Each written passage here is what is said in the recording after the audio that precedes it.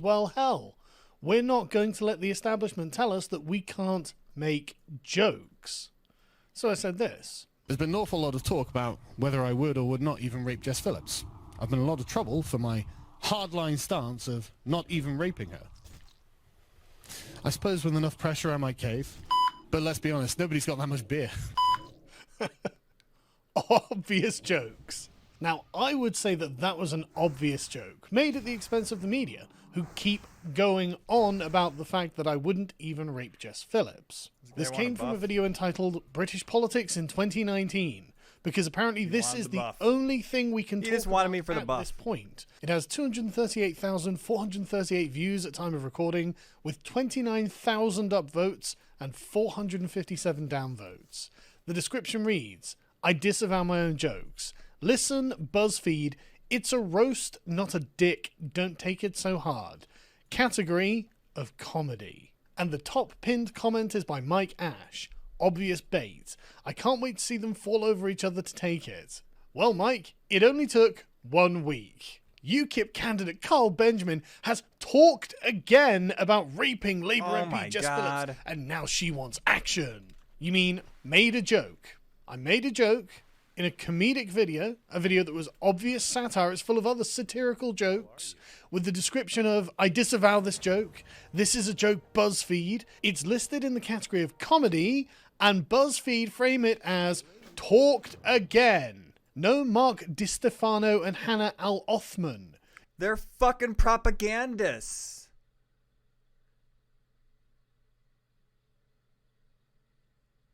This disgusting propaganda. You habitual and congenital liars. It was a joke, and I am not going to stop telling jokes. I am not going to let you be the joke police and prevent myself and other people from enjoying some humour. Labour MP Jess Phillips has questioned whether UKIP star candidate... Oh, blimey, calm down, BuzzFeed. I think I might just be an edgy boy on the internet. I think I might just be a YouTube entertainer, which is what I keep telling people, but they don't seem to want to listen. Known on YouTube as Sargon of Akkad should be allowed to run in this month's European elections after new footage has emerged. Oh my God! Talks again. New footage! Like it's something hidden. Like he didn't want anybody to find it. He fucking posted it to his own YouTube channel. About raping her. You are really grasping for straws here, aren't you? I mean, honestly, this is a video that is obviously comedy that I put on my YouTube channel. The footage didn't just emerge. It wasn't secretly taken at a meeting or something like this. No. This was a comedy video I posted to my channel deliberately to wind you up. On Monday, Batten, who was previously called the remark satire, which it was, again defended Benjamin's tweet during an appearance on BBC Politics Live programme, claiming it was fine because the candidate said he wouldn't rape the MP. Well, what do you want me to do? Vow the opposite? This is what I'm talking about the constant media pressure. They don't like how you joke about not raping her. That's the issue. You're not supposed to joke about rape. Even if it's not rape, you can't joke about not rape. You can keep trying to get me to, but I'm never going to do it.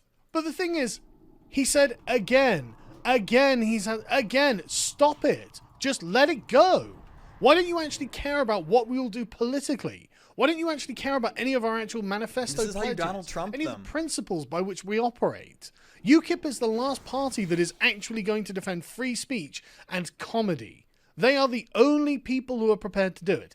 Everyone else is far too afraid, including comedians themselves. Batten said he wasn't making a joke about rape. He was making a remark of non-intent because he knew that would go to someone complaining. And here we are again. The joke I made was at the expense of the media and all of their pressure to seemingly reverse my stance on not even raping Jess Phillips. I mean, they can't even frame it in a way that makes it sound like it's not a joke. They print the literal text, and honestly, it's obvious. There's been an awful lot of talk about whether I would or wouldn't rape Jess Phillips. I've been in a lot of trouble for my hardline stance of not even raping her. Comedy. I mean, BuzzFeed, you can't continue to lie about people. You can't continue to decontextualize things and make it seem... I mean, no one thinks that that's a serious statement. No one thinks that. On Friday morning, Phillips told BuzzFeed News that the new footage raises the question about the role of the Electoral Commission in dealing with violent comments made about an MP. What, violent jokes? Obvious jokes at your expense? Is that really what the Electoral Commission are going to be concerned with, is it? She said, I really don't know what to say. As someone who works still every day with victims of rape, the idea that it's funny or a joke to hear someone saying that if forced they would rape me, there's a childish misunderstanding that rape is about sex rather than power and violence. Well, listen, Jess, that's an entirely separate conversation, and one I'm willing to have with you if you actually want to have that discussion, if you can put your man-hatred aside for 5 minutes and maybe accept that perhaps you don't actually know everything about this subject, but I don't really want to because I'll just get quoted out of context, obviously, as I am with absolutely everything I'm saying, because not like the media are honest, and weirdly, they're on your side. What does it mean when you have the dishonest media on your side, Jess Phillips? The implications are staggering, aren't they? But the problem is, Jess, we can joke about anything, and that is an important thing that we are able to do, as I said in my statement to BuzzFeed. In a statement to BuzzFeed News, Benjamin wrote, once again BuzzFeed position themselves as the progressive joke police. I stand behind David Baddiel's justification about why any subject can be the subject of a joke. The alternative is a world devoid of humour, the essential tool we use to reduce the horror of events that are beyond our control. And I really mean it. Humour normalizes horrible events, because horrible events are inevitable. They happen to everyone, and we have two options.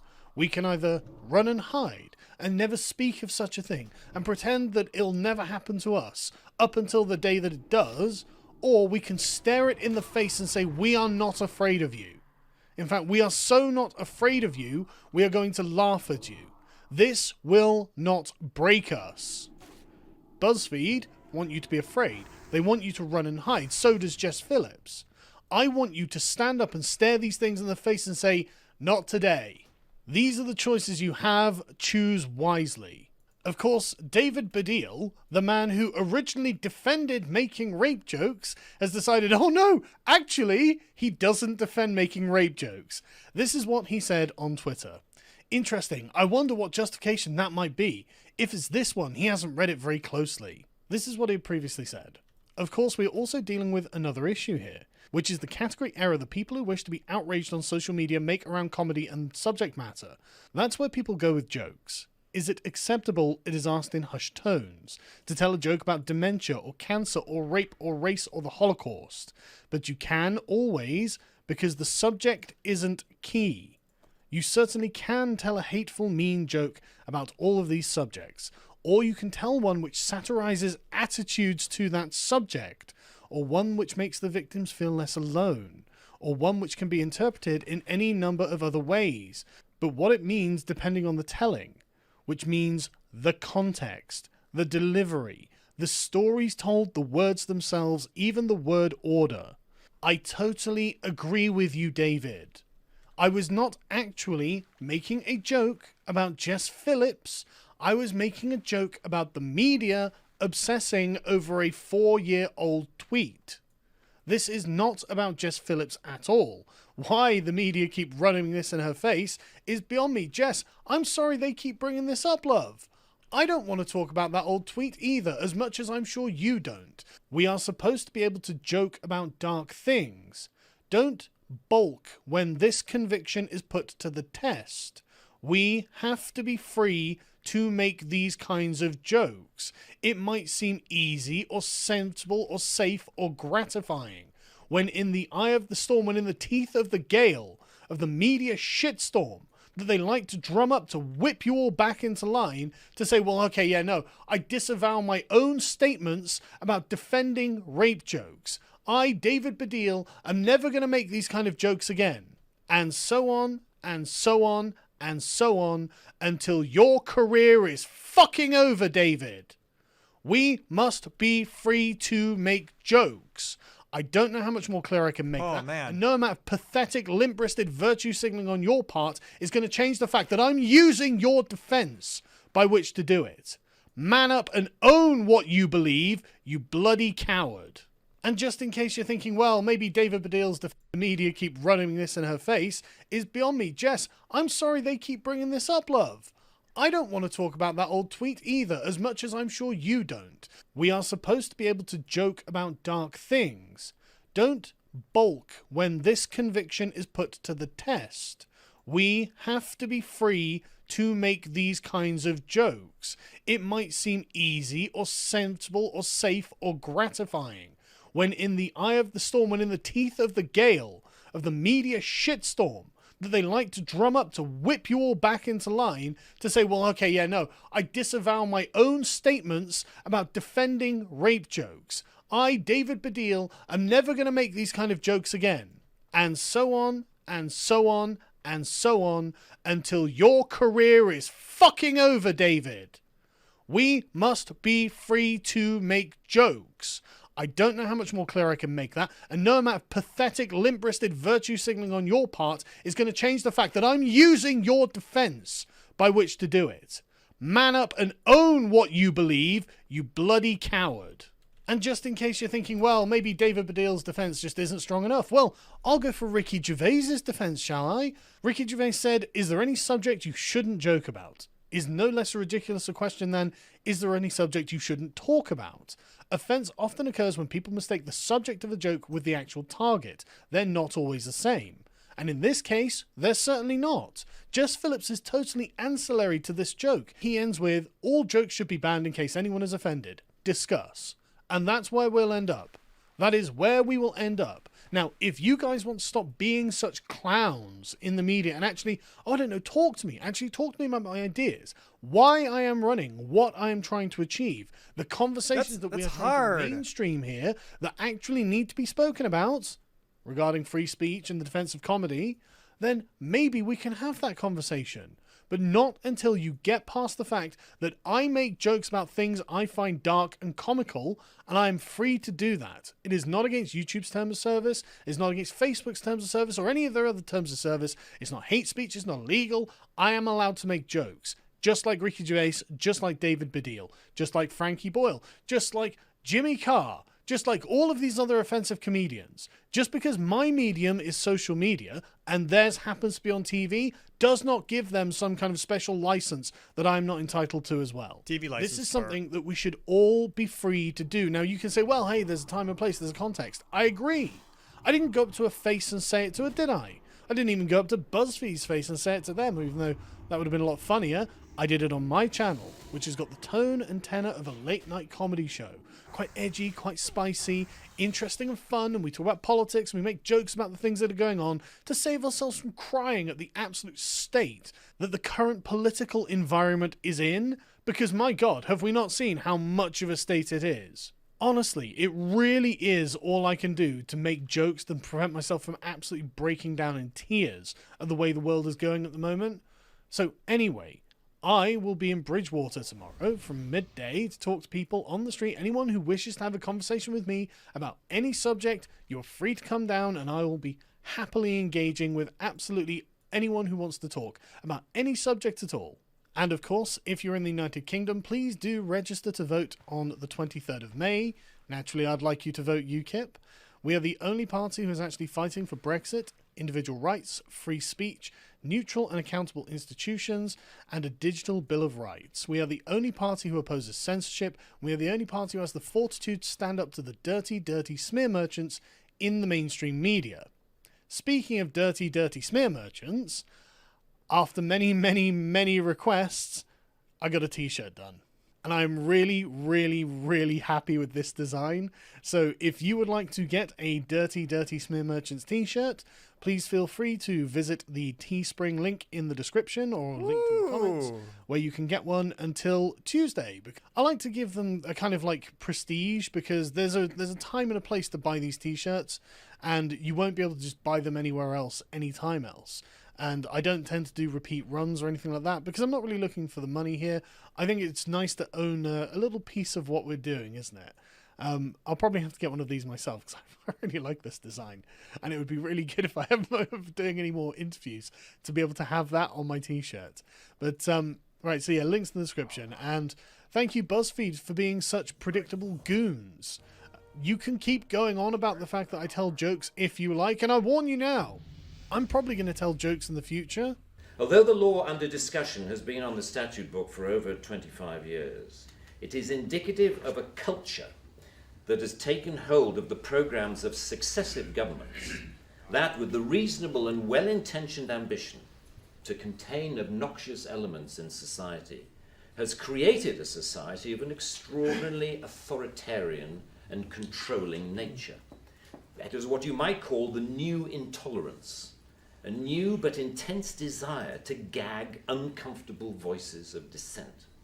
I am not intolerant, say many people, say many softly spoken, highly educated, liberal-minded people. I'm only intolerant of intolerance. And people tend to nod sagely and say, oh yes, wise words, wise words. And yet if you think about this supposedly inarguable statement for longer than 5 seconds, you realize that all it is advocating is the replacement of one kind of intolerance with another, which to me doesn't represent any kind of progress at all. Underlying prejudices, injustices, or resentments are not addressed by arresting people. They are addressed by the issues being aired, argued, and dealt with, preferably outside the legal process. For me, the best way to increase society's resistance to insulting or offensive speech is to allow a lot more of it. As with childhood diseases, you can better resist those germs to which you have been exposed. We need to build our immunity to taking offense so that we can deal with the issues that perfectly justified criticism can raise. Our priority should be to deal with the message. Oh yeah, not the finally get to messenger. equip this. Finally get to equip this awesome necklace.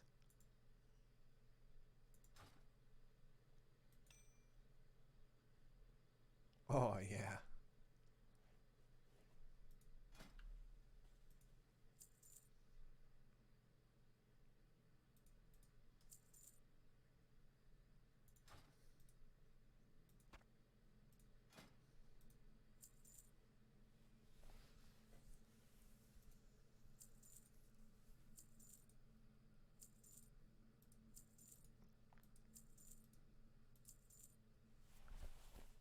Book of Intelligence.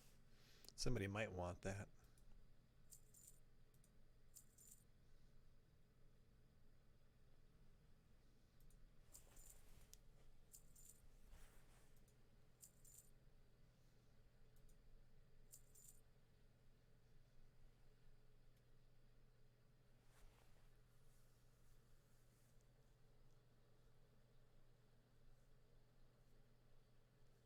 Huh, the nimble laden pike. That's a weird item. Fish oil, get rid of that crap. Strength, don't need it. Large fangs, spider guts. Some raptor meat. This wand I'm gonna put on the auction house. Alright, so what do we got to do now? I'm trying to follow a questing guide. I'm just trying it out, see how it works for me.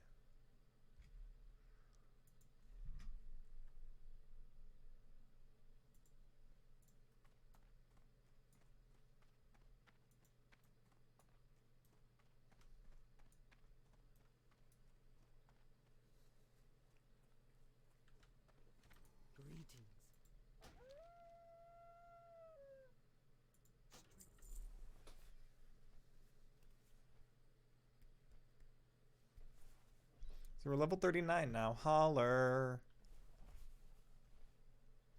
Supposed to get one more point in darkness. I need to get improved Mind Blast. The Shadow Reach was a need too. Once I get level 40, I can get Shadow Form. Then we'll be rolling.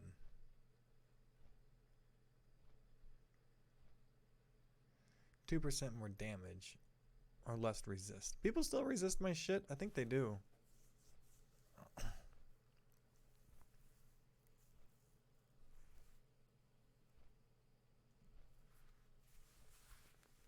Really? I should get the less resistance then. If people resist my spells, that's very bad. That's 0% damage.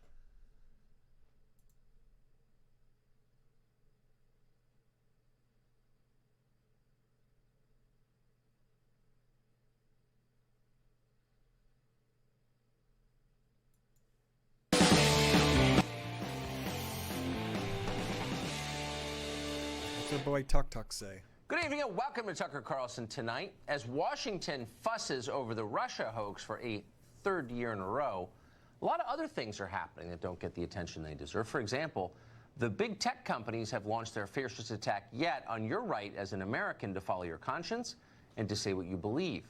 Unlike earlier generations of authoritarians, the tech moguls don't say any of this out loud. Swim They're not speed honorable potions. enough to state their intentions clearly.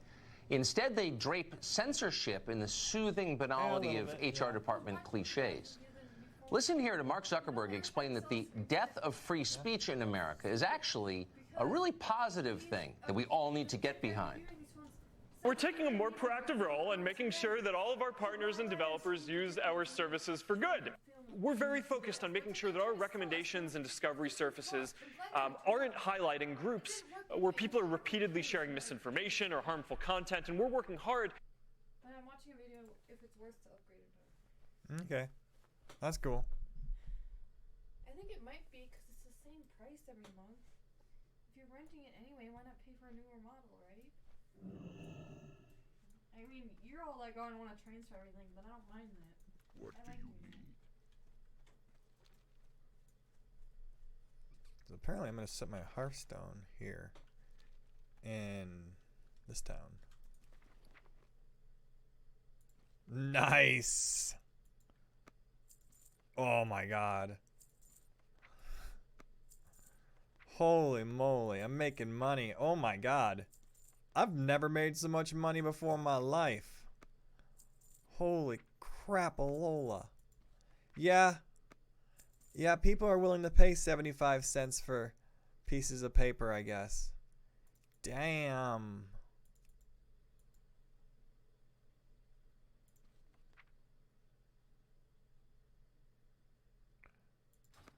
We'll sit up. We won't grab those just yet.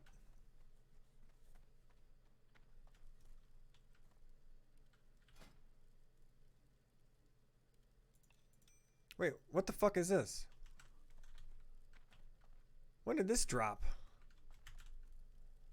I gotta sell this. Holy crap.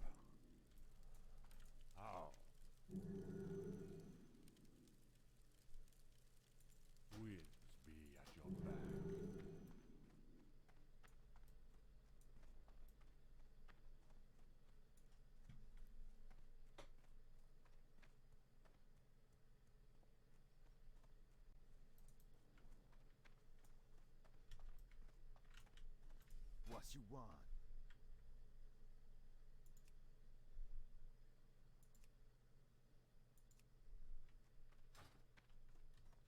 Strength and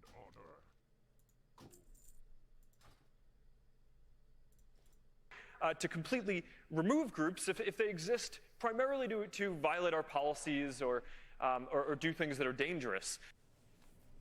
Who knew fascism could be so chirpy? Groups that do things that are dangerous. What exactly does that mean? Dangerous like Sounds like a war on terrorism.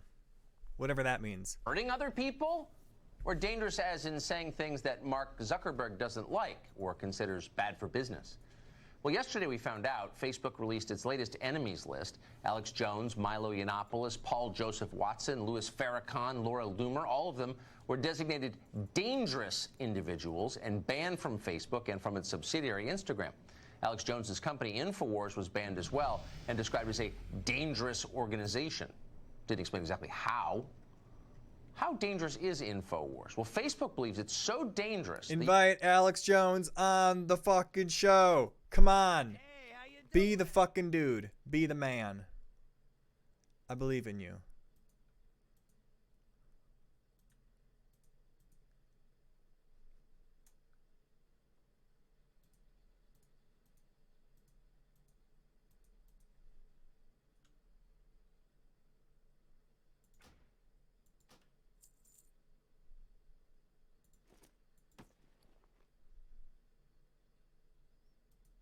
Send some silk in there.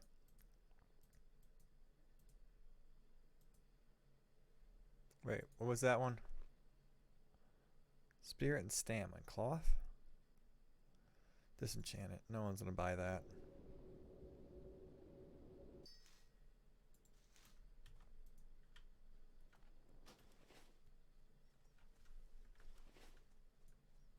All right, we got your friend. We rescued him.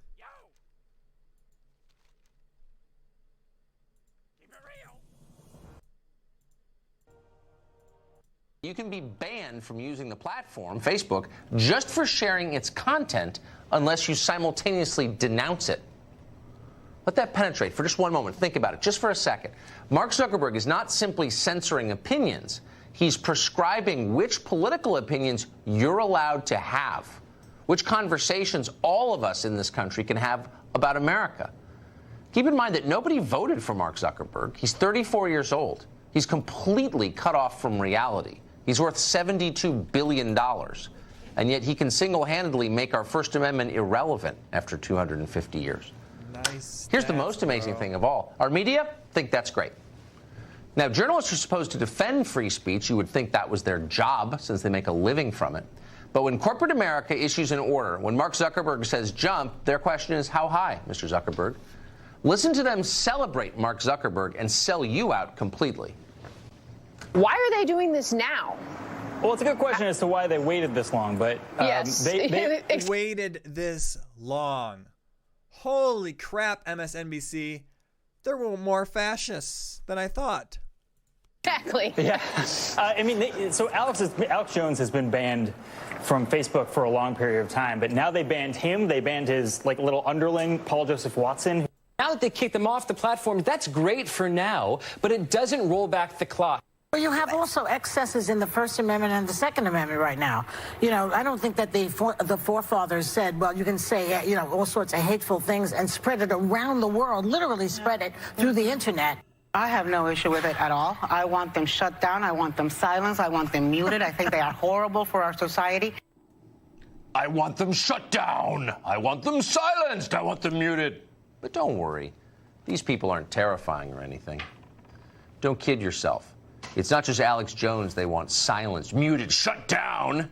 Recently, the Poynter Institute, which is a nonprofit that's supposed to support journalism, put out a list of what they called unreliable news outlets. Can you imagine unreliable? Self-awareness in short supply in the journalism business.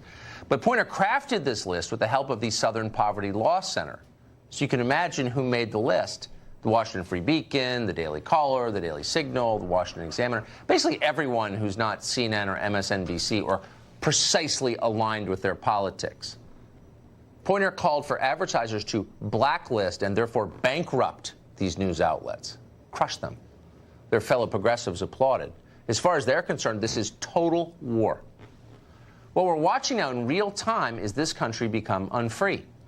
So the question is, who exactly is defending us in all of this? Us who might dissent from Mark Zuckerberg's view or think that NBC News maybe doesn't tell the whole truth all the time, or don't trust Mark Zuckerberg to control what we think. What about us? Who's standing up for us? Where are leaders in Congress? Where's the White House? Nowhere. As long as big tech isn't hassling them personally and directly, as long as their accounts remain open, they don't seem to care. They're fools. Will any of these people get reelected in a country where left-wing tech companies control the terms of political debate? Can you really win a presidential election if Google opposes you? No, you can't. Not a chance. Not right now. Without free speech, there is no democracy. It's time to stop lying about that. Chadwick Moore is a New York-based journalist, and he joins us tonight. Chadwick, thanks a lot for coming on. So I don't think anyone's kind of pretending anymore that this is just about Alex Jones or Paul Joseph Watson or people you've only sort of heard of, or, you know, or Laura Loomer or whatever. This is about anybody who dissents from the corporate view of what should be talked about. They're crushed. So why is no one defending the majority of Americans against this threat to our speech? That's an extremely good question. You know, there actually is one person, one very prominent person out there who is calling for mass civil disobedience. And brace yourself, it's Snoop Dogg, who just ordered all of his followers to start sharing Louis Farrakhan videos and footage on Facebook and Instagram. Good for him. I agree. Meanwhile, you have a Republican class. You have a sort of fence-sitting, milquetoast conservatives who are so terrified of having their own precious accounts taken away that they will not stand up for these people. They refuse to stand up for these people. They're frightened. And I'm sorry to say that the censors are coming for them next. Exactly. And it is inarguable that especially Paul Joseph Watson and Milo Yiannopoulos' Facebook and Instagram accounts were not in violation of any terms of service. Of course. They've been extremely tame on social media. I've followed both the accounts, and the designation that Facebook gave them underneath their community guidelines as being, quote, dangerous. That wasn't just an adjective that they pulled out of nowhere. It's actually a designation they give specifically to serial killers, mass murderers, terrorist organizations, and human traffickers. Now, Paul Joseph Watson is in an interesting situation because he's a British citizen in the United Kingdom. The United Kingdom has much stricter libel laws, so he could have a very strong lawsuit against Facebook. In this country, the libel laws are not very strong, namely because our First Amendment is supposed to be so strong. So you might not have much of a lawsuit front there. But you're right that there's really no one standing up. One of the most interesting things is that Facebook sent a press release out before they had even banned these accounts. They sent a press release out to journalists and, whoops, realized that the accounts were still active after they sent the press release. So why? If we actually still had journalists, real journalists in this country, and we don't anymore because they've all been kicked off Facebook, they would be asking, what's going on? Who are these people colluding with? Who are they communicating with? Why do they have to make this into a media stunt? Whereas if they were merely banning people for violations of terms of service, they would have just done it and not made it into a production. Exactly. And why are the media cheering on this totalitarian impulse to crush people you disagree with? It's terrifying. Chadwick Moore, you are a voice for free speech. Thank you. Thank you. Well, last August, radio host Jesse Kelly came on the show and predicted that he eventually would be censored by the tech companies. You said, look, I don't agree with Alex Jones's views, but that's not the point. The point, as you articulated, was if you can silence this guy because you don't like what he says, why can't they silence you or me? That is the point, Tucker, and they're coming for you and me next. And they were. Actually, in November, Jesse's Twitter account was shut down temporarily until he complained about it. Jesse Kelly joins us tonight. Jesse, thanks very much for coming on. So they are coming. It's not just Alex Jones. Let's not lie to ourselves. But I wonder if the Republican office holders who are standing by and allowing this stuff to go completely unchallenged, understand that they're not going to get reelected if you don't have freedom of speech in this country. It will be impossible for them to win the next election. Do they get that? They don't get that. And in fact, they're complicit in it. Their silence makes them complicit in it, Tucker, because the social media companies are banking on weak-spined Republican politicians standing by and doing nothing as they pick off all what they think are the weak members of the herd. And that's all this is. Exactly. They're just clipping out the outside members of the herd while they surround it and get ready to eat us all. That is exactly, what will it take? What's 2020 going to look like if people are not allowed to express views that Mark Zuckerberg doesn't agree with? Seriously.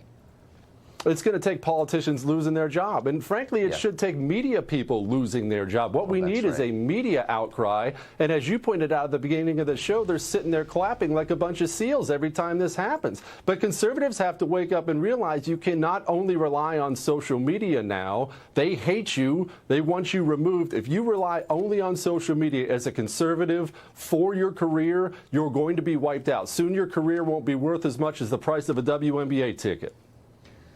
It's gotten to the point where I am cheering on Snoop Dogg, whoever that is, who's defending Louis Farrakhan, who I've never even considered defending Louis Farrakhan. I'm not defending him now. I'm defending the First Amendment to the Bill of Rights. So, why is it only Snoop Dogg who's doing this?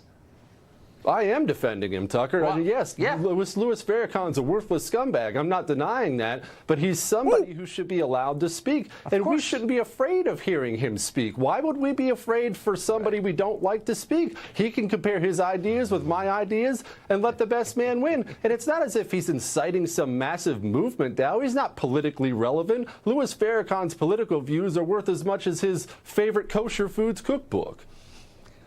This guy's cracking jokes. You just asked the deep question that underlies all of this, which is why are they afraid? Why are they afraid to hear views that they disagree with? What do you think the answer is? Well, but because that's what totalitarians do, Tucker. And let's not act like the left in today's America is Pol Pot or something like that. But the history of the left, the history of every form of the left, involves censorship. And in America, that means shutting down people so their voices can't be heard. And in the most extreme cases in history, it means kicking down your door in the middle of the night and hauling you off to a political prison so you can't speak anymore. They need us to not speak. But we don't have a great solution either, Tucker. The government can't step in. You saw Dianne Feinstein a couple days ago. Do you want that person in charge of Facebook? I'm pretty sure she died 3 times during that hearing. Well, but I would like Facebook to be stripped of the protections that the U.S. Congress granted it, immunity from lawsuits, on the promise that it was a platform, not a news organization. Here they are editing content. I don't know why they have that. I don't have that exemption. If I libel you on this show, you can sue me, you can sue Fox News. You can't sue Facebook because they have a special exemption. Why do they have that? They have that because they have a bunch of money to lobby Congress. And you're right, that is the one thing. Well, it's the truth. And it's the one thing they absolutely should change. It's what they're scared of. They are publishers. They're not platforms anymore. They're trying to remove voices and call everybody a Nazi. Well, that shouldn't be allowed, and somebody with some guts should step up in Congress. Amen. I hope someone will. Jesse, thank you very much. Good to talk to you tonight. You're good, brother. Brian Amridge worked at Facebook. He was an engineer there. He left the company in last October, and he came on this show to explain why. I'm leaving because of this content policy direction, which, trying to draw lines around what's acceptable and what's offensive or too offensive, I think it's dangerous and it's impractical. Now those warnings are coming true. We are grateful to have Brian Amridge back on the show tonight. Brian, thanks a lot for coming on. So you used the word dangerous the last time we spoke about Facebook's behavior. Facebook yesterday described the people it was censoring and any of their supporters it would be censoring as, quote, dangerous. Who's more dangerous, would you say, people with heterodox opinions or an out-of-control tech company that shuts down speech? I mean, I definitely say the out-of-control tech company is more dangerous. I think there's a limit to what you want to do about that, and you've got to be really principled about the way you think about reacting to that. Right. But yeah, I think Facebook is a lot more dangerous. So I guess I'm just fascinated by the unwillingness of anyone to say that out loud. I mean, you're one of the relatively few people we've had on the show to explain it as clearly as you do. Why is that? Why are we so slow to recognize this threat to speech? I mean, I think part of it is this is just a really complicated situation. Part of what people don't realize is that, this is an unprecedented situation. Like, people at Facebook, they don't really know what they're doing. Like, no one's ever run a platform that's got 2.5 billion people on it. Congress doesn't know how to deal with this. People don't know how to respond to it. Like, it's just completely unprecedented. And so, for me, that's why it gets back to, we've got to be really principled. When our intuition fails us, we've got to be really principled in thinking about what is our role as users in the veracity of our own knowledge. What is the role of government in protecting our rights? And I think Facebook ought to be doing a lot more to think about what its role is in the distribution and the creation of a market of ideas. And I mean, that's why I resigned, because I think that they're doing a poor job of that, and they're heading absolutely in the wrong direction.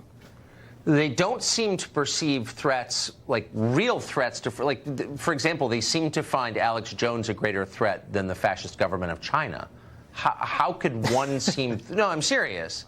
How could they reach that conclusion?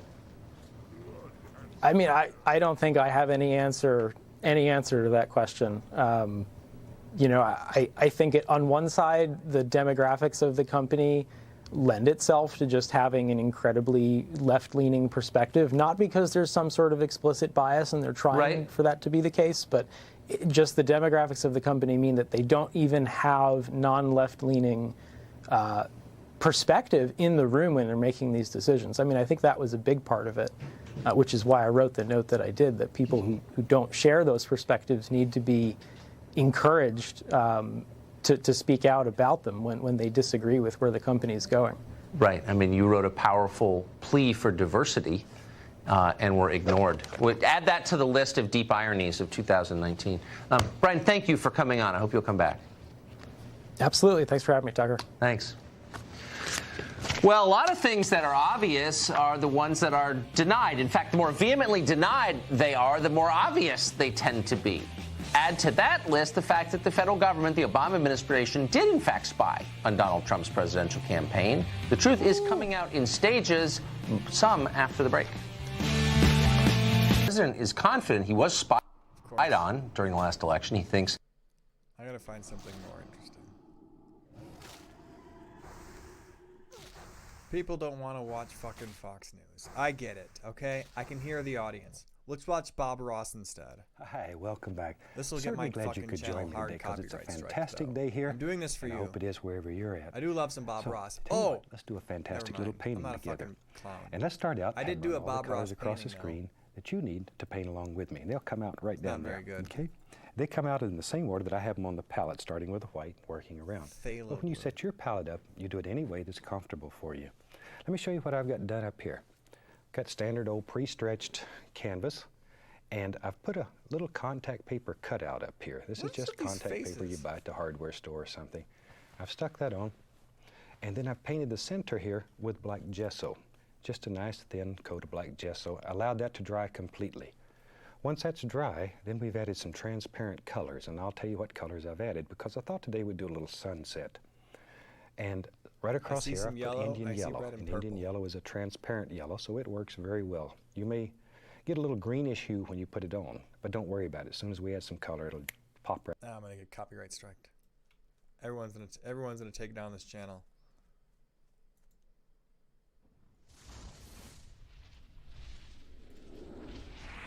I didn't wash my hands, boys. I got a clean dick. It's one of those videos where a lot of you are going to disagree with what I'm about to say. Ooh. A lot of you are going to think I'm crazy. You're just going to think maybe I'm a crazy optimist, but I want to talk about something very special today. I want to talk about the future of World of Warcraft. Specifically, I want to talk about what is going to happen after Classic WoW is released. Will it fail? Will it succeed? I have a theory, and I'd like to share it with you guys, and I'd like for you guys to tell me what you think about what I'm talking about. So let's just dive right into it. This is what I think is going to happen after Classic WoW's release. So Classic WoW has just... Let me give you my initial impressions. Okay, I don't want this guy's to influence mine. So they're releasing it in phases, as we know. But actually, I have no opinion. I don't know what's been released. It's out. There's a lot of people out there that have never played the game before. They've heard about it. The mystical, the magical, the mysterious Classic WoW. Stop talking about his hairline. Of WoW, some people would say. Is it really all that it's hyped up to be? They don't know. And then there's people like me. There's people that have played Classic WoW. People who played it back in the day. People that enjoyed it back in the day. There are also, of course, the people that think that Classic WoW is a superior version of WoW compared to the modern game. The point is that there's a ton of people who are interested in Classic WoW, and so the hype is real. So naturally, what is going to happen when the Classic WoW servers first come out? Most likely, they're going to come out during a content drought in BFA or the next expansion. It's going to come out, and obviously there's going to be a big population boom.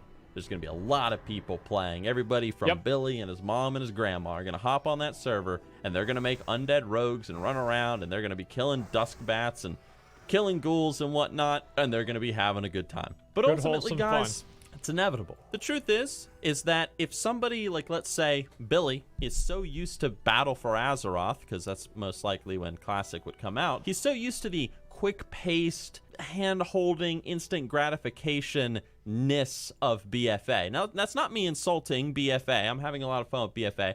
I'm just saying that compared to WoW in the past, WoW today is a lot more fast-paced, and you know, some players are going to be more used to that. They're not going to like the whole slower-paced leveling of Classic WoW. They're not going to like the whole, man, I got to manage my professions while I'm leveling. Man, I got to pay money to get class skills. I don't know how to manage money. Some players are not going to like it. They're going to be like, this is terrible. This is horrible.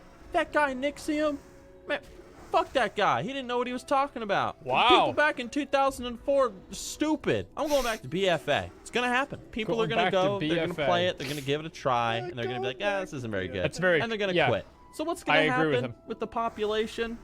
It's going to spike in the beginning, and it's going to go down. No real surprises there, but of course, well, this is a very special time, and this is when it's going to happen, guys. During this drop that's going to occur, this is when the trolls are going to come out. This is when all the people are going to come out, and they're going to be like, ha ha ha, you see, Classic WoW sucks. Like, Classic WoW is terrible. We told you so, Nixium. We told you so, Asmongold. We told you so, Sad Fan. All these guys, we told you. We told you Classic WoW was going to fail. It's going to be during this time, right now. This time will go down as the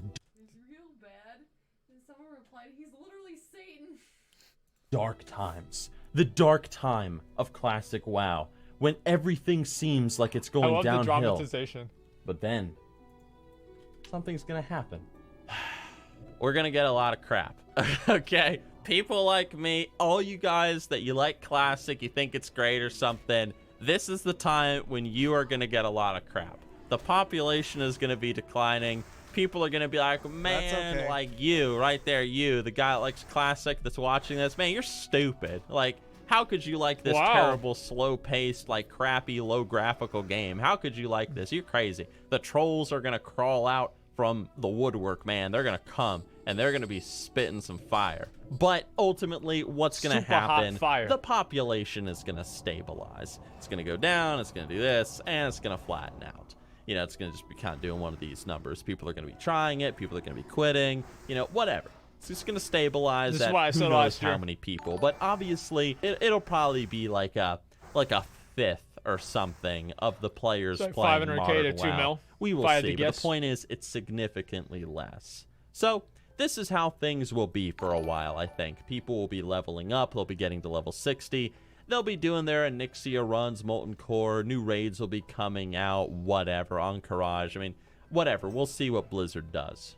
But here's the thing. Let's say, for example, Classic does come out during BFA. Ultimately, there's going to be a content drought in BFA. There's going to be that time where Billy's going to be like, man, where's the new patch? I've done the new raid. Yes. I've killed Ajara. What he's about to say is true. I've played in the new battleground. I've done the new dungeon. I want something to do. Something different. I want to play WoW, but I've just done everything. Or maybe, hey, he's gonna play Classic. Man, where's this? Let's say the next expansion after BFA is Wrath of the Fire King. You know, man, BFA is over. I've raided the last raid. I'm bored. I want Wrath of the Fire King. Hurry up. I'm bored, and I gotta wait 6 months. Whatever shall I do? Billy's gonna sit there and scratch his head. He wants to play WoW, but there's nothing to do. But there's Classic. I'm serious. That's right. I'm not joking around. It's gonna happen. There's going to be a content drought. People are going to get bored of the modern game. It happens. Patch comes out. People are like, ooh, they consume it. And then they get bored. It happens. So Billy's going to be like, man, what should I do? Maybe I'll go try that Classic server again. You know, he made an undead rogue. He got him to level 5. Got People kind are of going to go back and forth. I'll go back and try that Classic server again. Hops on that undead rogue. It's questing around. Doing those Agaman Mills quest lines. Gets into a group with a guy named Michael, you know, and they do the Agaman Mills family crypt quest line together. Shout out to any of you who braved that quest line back in the day. Quest line was a bitch. Well, specifically the crypt part of the quest line.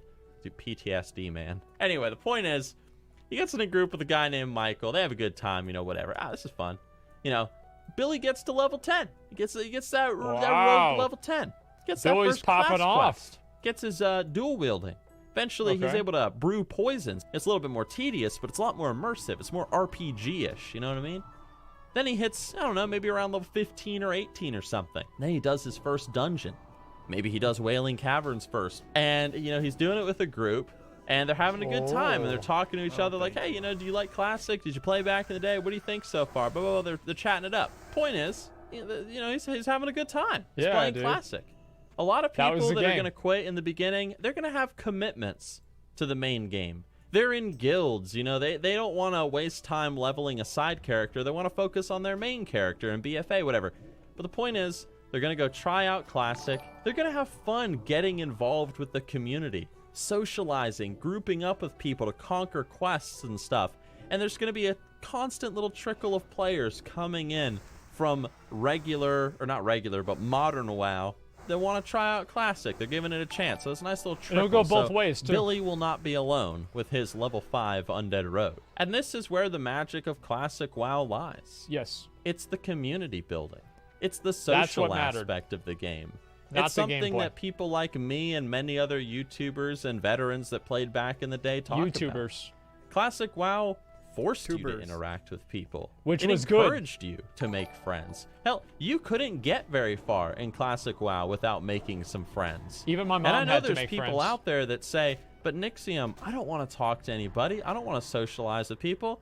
Dude, I don't want to hear it, man. Who doesn't want to make a friend? You know, who doesn't want, like, you know, a good buddy to go and, you know, quest around in the world with? Who, you know, when you were playing Yeah. Minecraft back Yeah. in the day, and you know you No, played I Minecraft, don't you didn't. sit there and act all innocent. When you played No. Minecraft back in the day, what was more fun? Dog was it shit playing ass on the game. single player server by yourself? Or was it getting on a shared server with your And friend ruining John, everybody's stuff. and you guys building giant castles on top of Just the mountain? What was more crush fun? everything. What Didn't was happen. it? Tell me. That's right. It was playing with your frickin' friends.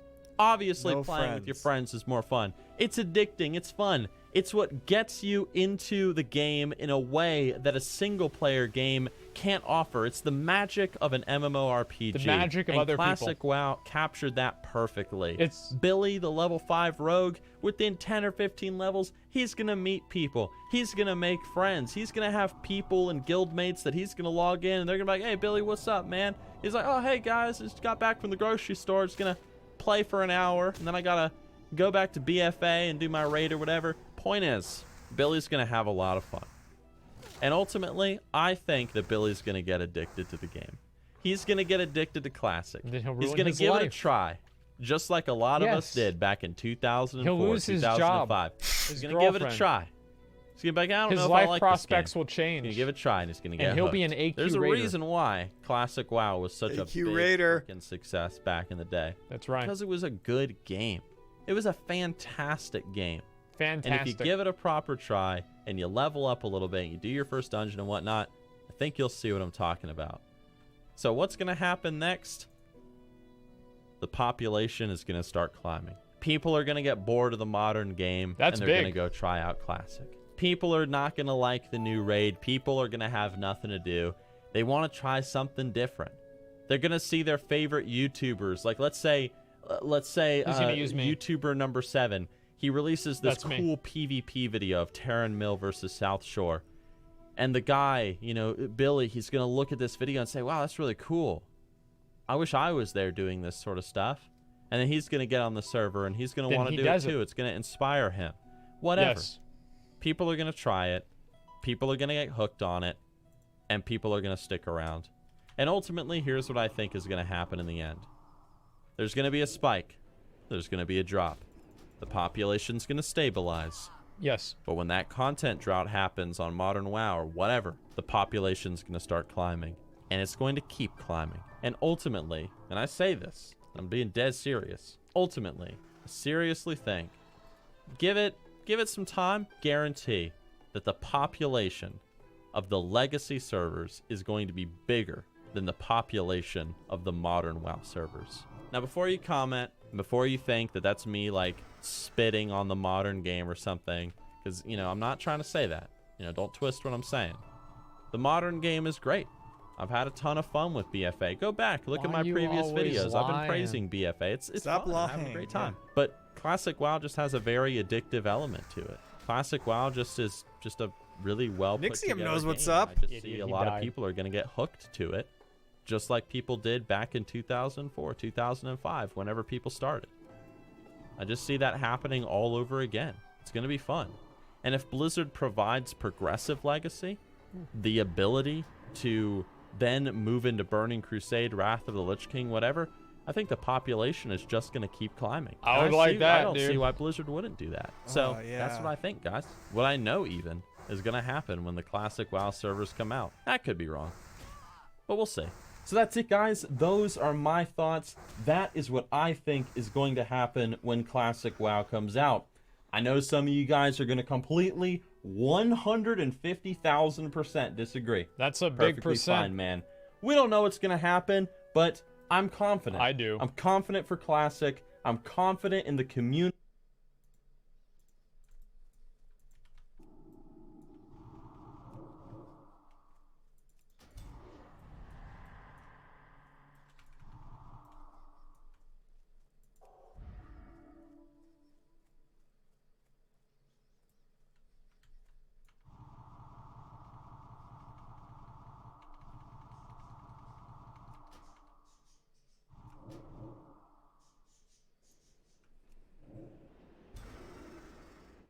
What is this bullshit? My weapon's dropped, but I can still wand.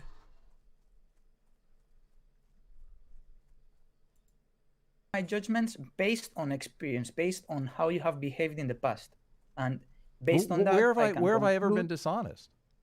Well, when you say, for example, that Marx made whipping claims about human nature, and you didn't even know which claims about human nature Marx had made, that is dishonest. I have read the Communist Manifesto. I've taken But the Communist Manifesto is not a philosophical paper. Right. Okay. It's a political pamphlet where there's no theory of human nature developed. You didn't let me theory finish. of human You nature. didn't let me finish. Okay. Like the Communist Manifesto is one thing I've read. I've read a book by Bertrand Russell where he goes over the Marx. I've taken a class by I think it's Ben. No, it's definitely not Ben Shapiro. I think it's Ian Shapiro. He's taught a course that. Yeah, I know.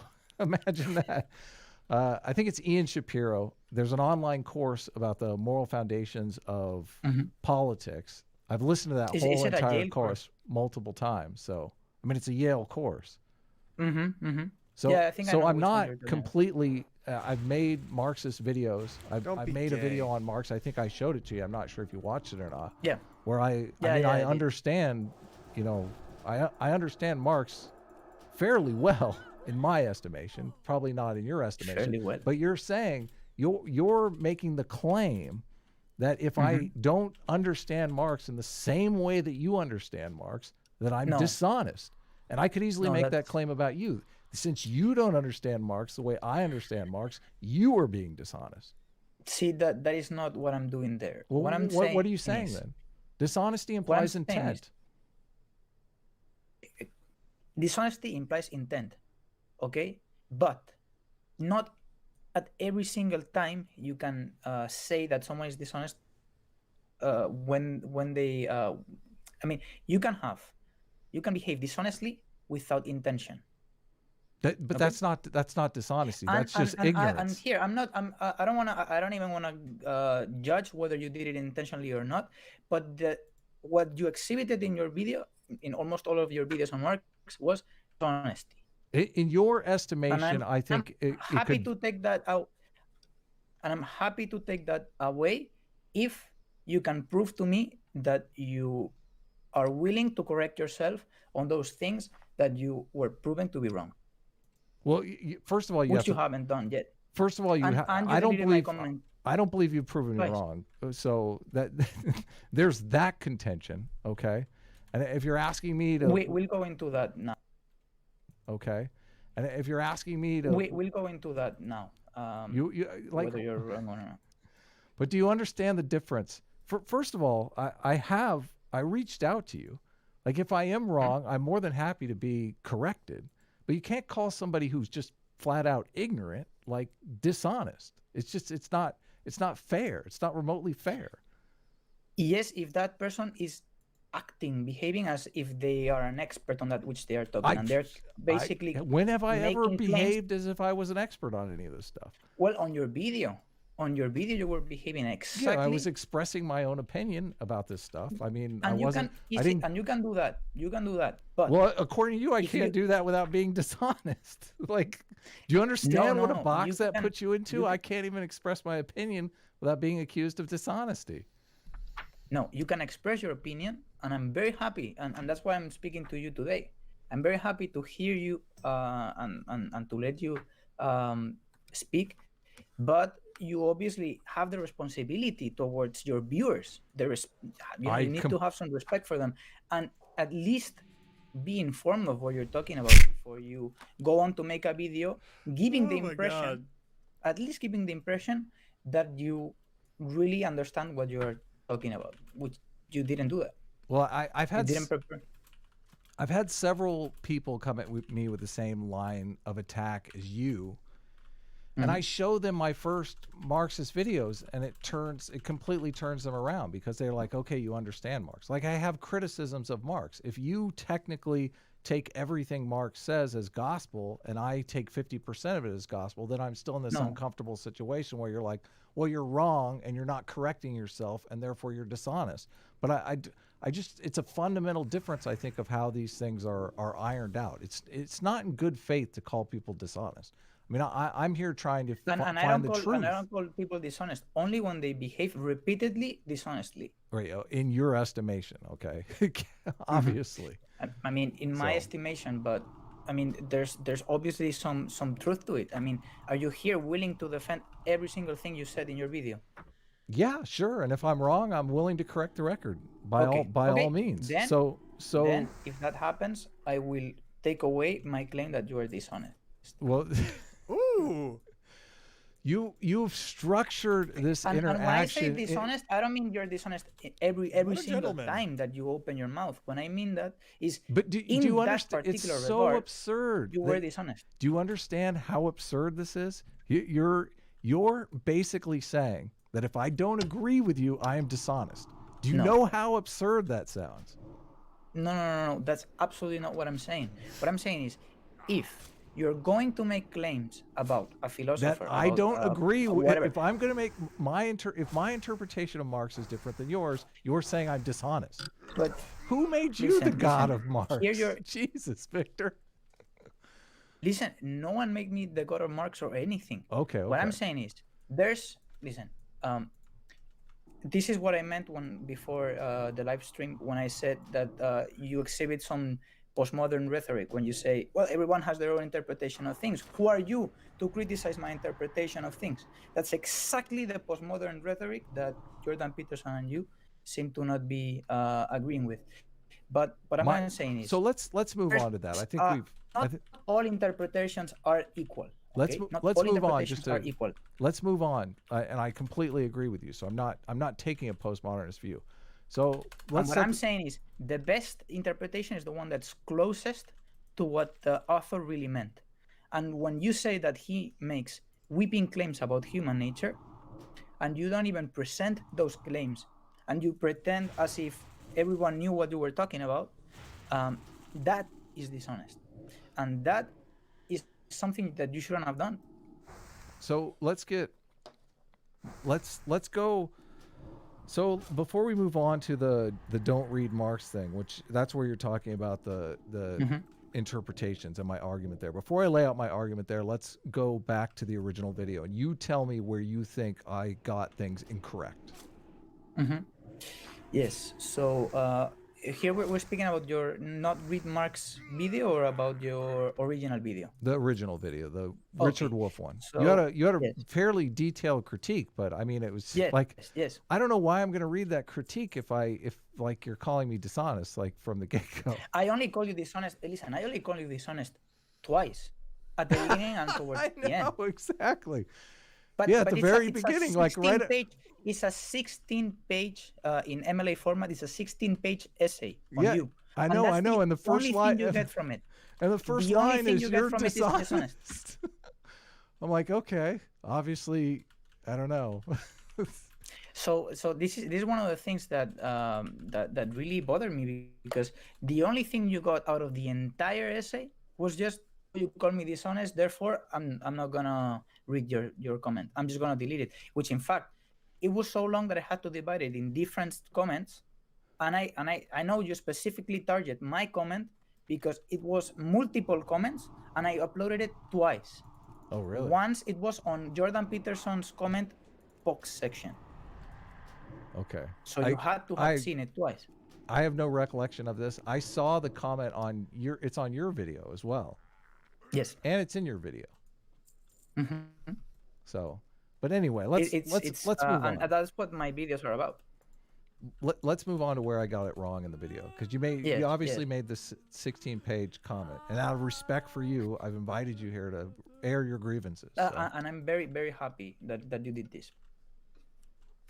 So the first thing that I criticized was the whole setting up of the argument itself, because you claim that Marxism is an ideology, and Marxism is not an ideology. And if you're gonna use the term ideology and referring to Marxism, would have to use it playing the game of the Marxism game, meaning that you should refer to Marxism as an ideology using Marx's own definition of ideology. And if we do this, we see that Marxism is not an ideology.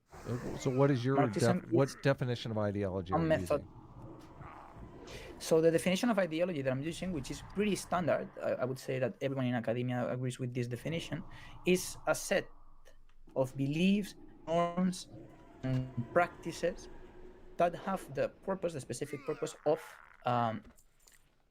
maintaining, sustaining a certain state of affairs in the economy. A set of beliefs that maintain whose purpose is to whether direct or indirect purpose is to sustain a certain state of affairs in the economy. So maintain an I can give you an example, system. for example. So maintain an example. Maintain an economic system. Mm-hmm. Okay. So we're on the same page there. I'm fine with that definition. Yeah. I'm happy to use it for. So then Marxism, which is a methodology by which we understand capitalism, does it fit that definition? I'm not exactly. Does capitalism fit that definition? Hell? I think so. No, yeah, Marxism. No, capitalism is not a set of beliefs, but Marxism. So you're saying Marxism is not an ideology, is what you're saying? Yes. That's your opinion. I mean, it's my opinion, but it's also the truth, the facts. Okay.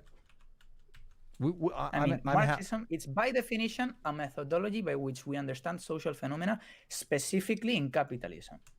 Okay, I'm happy to work with your definitions. Therefore, Marxism is not an ideology. Okay, In fact, Marx himself had a theory of ideology. Yes, I claim that a theory of ideology is ideology itself. It's a little bit, So, what? Confusing. So you disagree with my using the standard definition of ideology, or using a different definition of ideology than Marx used. Okay. Which definition were you using? I haven't watched the video in so long I can't even remember, to tell you the truth. So. Because you seem to be using the definition that I gave. I mean, what other definition of ideology is there? That's another. Well, I think of an ideology as just a worldview, a way of looking at the world, not necessarily having anything to do with economics. Evidently, you're saying that Marx tied it completely to economics, but I'm fine with your definition of ideology. I think it's a small point. Is there anything else besides No, that's definitions? just the beginning. That's just the beginning. Okay. That's just the beginning. That's just the setting up. When you claim, when you're sort of being unfair, right, to that which you're objecting to, because you're already from the bat defining it as something that it is not. And the setting up of the entire criticism was already something that I objected to. The second thing was human nature, Marx and human nature. Right. You said that Marx made sweeping claims about human nature, and this is something that you didn't support at any time in your video. You just let it slip, and does Marx make claims about human nature? Yes, he does. But what claims does he make about? But exactly, which claims does he make? You didn't know. Specifically, this sweeping claims about human nature. Which are those sweeping claims about human nature? Well, he conceptualizes economies as about a class struggle, correct? Yeah, but here we're speaking about human nature, not economies. Yes, but it ties into human nature. Like if you think the only thing that motivates people is a class struggle, then you're making a claim about human nature. Okay. Got him. I see where you're doing.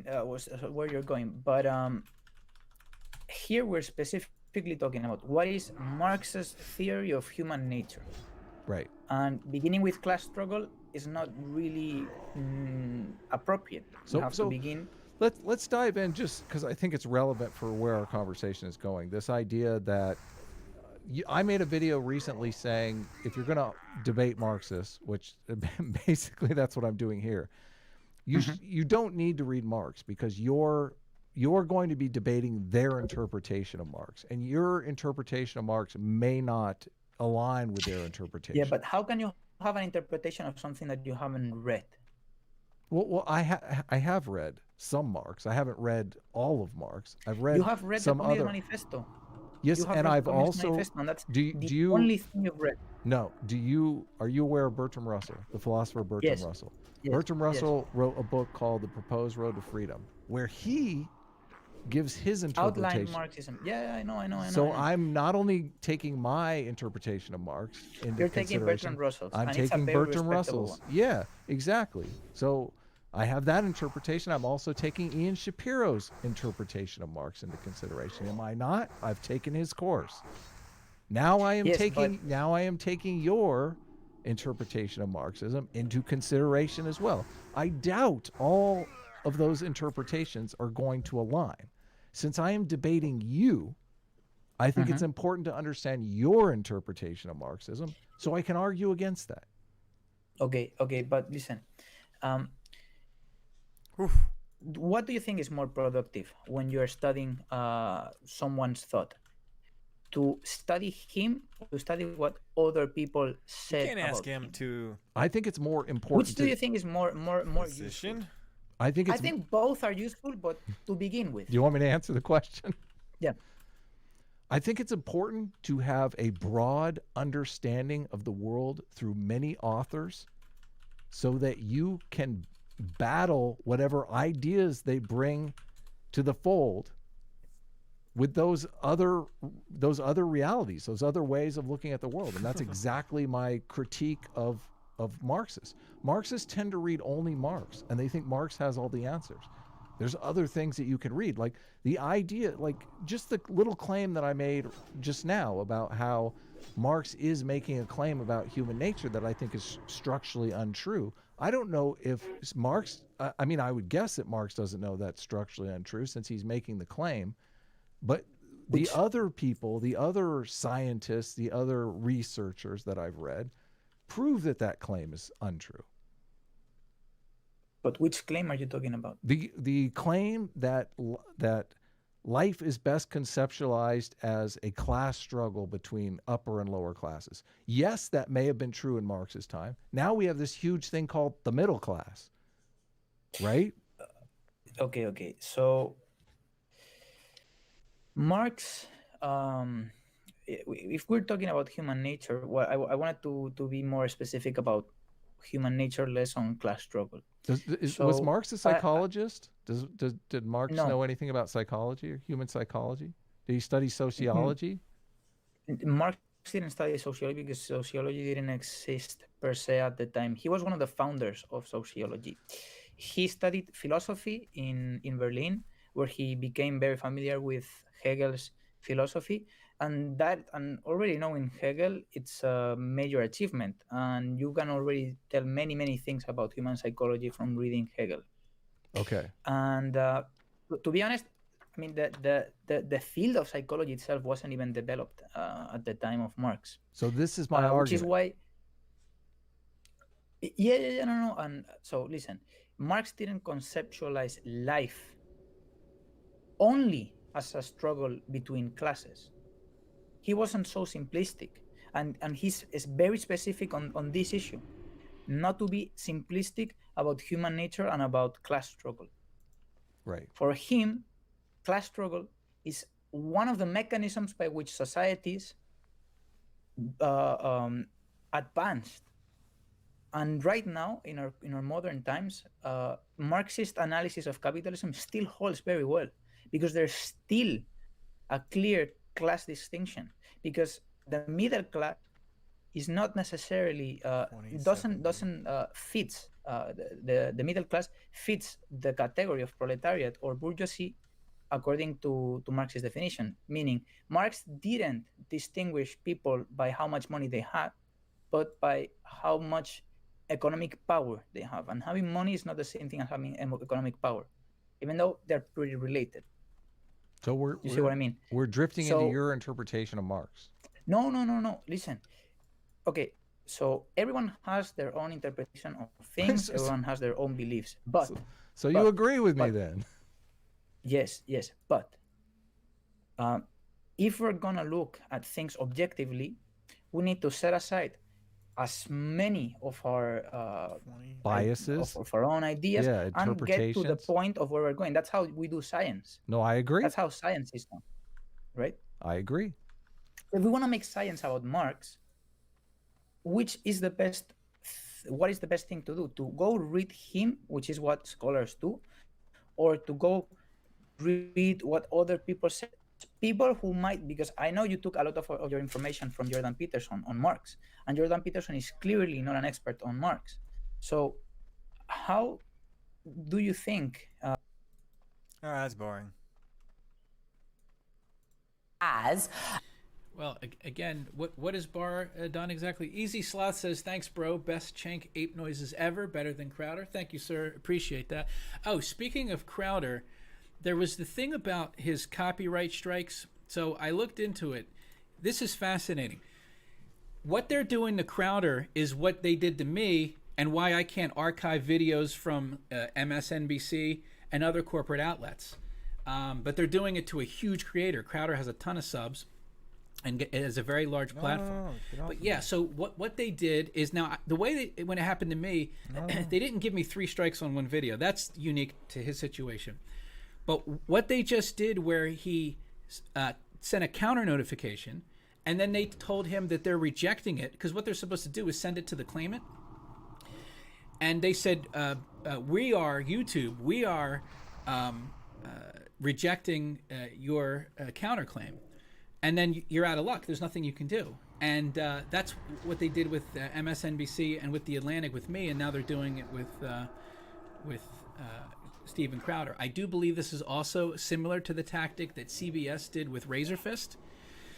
So hopefully, because he has a large platform, this will get a lot more eyes on the problem. And I mean, I don't think anything is going to come of it, but hopefully, if there's any sort of reform to the system, fat chance that this could come of it. Alexander says, just sent you the mud clip. All right, very good. Thank you very much. I will have a look. Thank you, Alexandra. But could the same actions apply now? Of course, even Sam Ervin. You remember Senator Sam Ervin, the Watergate chairman of the Watergate Committee? He threatened, and very, very explicitly, anybody from the administration, including the president, that did not show up for a subpoena, they would be arrested. He was threatening arrest at that time, back in the early 70s, under Watergate. So this is not completely out of the question. And although Republicans like Lindsey Graham, will talk about it when their person is not actually, their administration is not under the gun, this is something that is necessary to threaten, because otherwise, and this is the important point, otherwise there is no power in Congress, in the House or the Senate, each chamber separately, to oversee what the administration is doing. The Constitution makes these branches of government co-equal branches, and it's not co-equal if the president can just say, well, forget it. I'm going to order everybody to basically reject any subpoena, any request for information, and it doesn't matter if you hold anybody in contempt. All right, Robert Reich, thank you so much. Hey, Amari. God's Plan says, podcast when? For this stream, probably like 30 minutes after we're done. And again, that's hardnewsnetwork.podbean.com. Also, if you were looking for a Patreon alternative, there's one.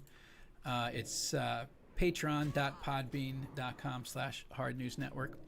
All right, let's go here. Actually, let me hop into the email real quick and grab this clip of Phil Mudd. All right, 1 second. See, Phil Mudd apparently took Barr's side. That's stunning. I wonder what the reaction from the rest of the panel was. All right, so I have it here. Let me just throw it up here. Okay. Jeffrey, Oh, it's a short clip, like 5 minutes. Okay, here we go. You have lawyers. Jeffrey, you go have ahead. Lawyers asking Well, questions. Yeah. This is a real lesson in the powerlessness of the House Democrats. So they'll issue a subpoena. So they'll find him in contempt. So what? It's not going to make any difference. Eric Holder's reputation is entirely intact, even though he was found in contempt. This just shows that if the Trump White House and the Trump administration want to tell the Democrats who now run the House of Representatives to go pound sand, they're going to have to go pound sand. I mean, they have no recourse that will actually get their witnesses or documents in. So the question is... 5:03? All right, let me go to the time. Wow. Whether they exert privilege on that. And I don't think it looks good for McGahn, because I bet they will try to put the toothpaste back in the tube on that one. Boy, let me be a little bit snitty here. If I were Bob Barr, I would tell Jerry Nadler to pound sand. Really? I would tell him to hit the road. Let me give you a couple reasons why. Biggest hearing you might have in your entire chairmanship. You can't bother. You're too lazy to learn the portfolio well enough to ask your own questions. Whoa, what the fuck? And your members don't have the discipline not to sit here and speak without asking a question? Really? And my second question. Is he super drunk? What is going on here? Is he obliterated? What the fuck? Who was elected by the American people to oversee the Department of Justice and the most important investigation they have? Was it the members, or was it some lawyer that you want to set up Barr with? This is a setup. I think it's petty, and I think the Democrats are overreaching. If I were Barr, I'd say, I'm going to get martinis, have a good time, have an empty chair. What the fuck just happened there? That is, wow, that's incredible. I mean, he's still, Phil Mudd, but geez, what is the deal there? All right, well, I mean, what he said was true, particularly this whole thing about the lawyers. I mean, yeah, answer your own fucking questions, or ask your own fucking questions. Damn. All right, we'll see what happens if he's back on. I wonder if he's going to get Me Too'd in a couple days. God damn. All right, let's see what else we have here. Oh, okay. This is great. Okay, so to me, I think that the tea leaves are indicating that the IG report is not going to be good for the establishment. And one of the reasons I say that is because they're getting out in front of it. This is clearly what this is, and you might remember, it's a while ago, but the media said there was no spying on the Trump campaign. When Trump tweeted that Obama had his wires tapped, they freaked out, and they said, oh, that's crazy, impossible, blah, blah, blah. Well, this is quite a different narrative than that. And they've talked about it before with Stefan Halper, and they said that they did it for his benefit. It's not the first time they've ever come up with this narrative that, they did it for Trump to help him, and they did their job. But the fact that they're talking about this, there was a New York Times article about this as well, talking about I think Halper and the whore that tried to fuck Papadopoulos. All the gorillas are dead. And set him up. All your bases are belong to us, as CIA protects its own. Thin black line. That's definitely, there's something there. That makes sense. That would make sense. Wow, that's incredible. Uncle Bobby says, eat enough gassy food and your ASC will eventually make a coherent noise, and your ass will eventually make a coherent noise. Doesn't mean it gets credited with saying the truth. Oh, absolutely. Yeah, I don't think, it makes no difference. My overall read has not changed. That's like the unicorn. Once in a while, you see a unicorn. But yeah, that doesn't mean, it feels awful. John Slazowski, Mudd's TDS is cured. I would think that the most likely scenario is something in regards to kind of like, how they close ranks amongst their groups. I think that it's got to be maybe the fact that Nadler seems to be overstepping and stepping out of his lane, and Mudd is actually, he's like a deep state guy, and he takes issue with it. So that's probably it. Michael Thompson says Democrats are in full-blown implosion. That's what you just saw. Only a few of them see what's happening for what it is all over. Yeah, so this is one of the things that I'm concerned about is because I do think a lot of them have no idea what's about to come, and maybe I'm wrong. I generally am skeptical, and I'm not saying this is going to lead, what's about to come is going to lead to like Clinton and Obama being indicted, but there definitely seems to be enough information to conclude that there's going to be investigation. Come on, drop it. And there's already, I mean, the IG report is one of them. And then Barr said he's going to do an inquiry as well. So I think a lot of them, like you saw Joy Reid the other day, they were talking about it, and they kind of were just like, I think they were like figuring out that, because she was like, what can we do? What can they do? Can they do anything? And they realized, no, there's nothing you can do. You can't stop this. And so, yeah, what is it going to be like when they realize what's happening? I really think they're going to go unhinged, and much like when I think it was in the midterms.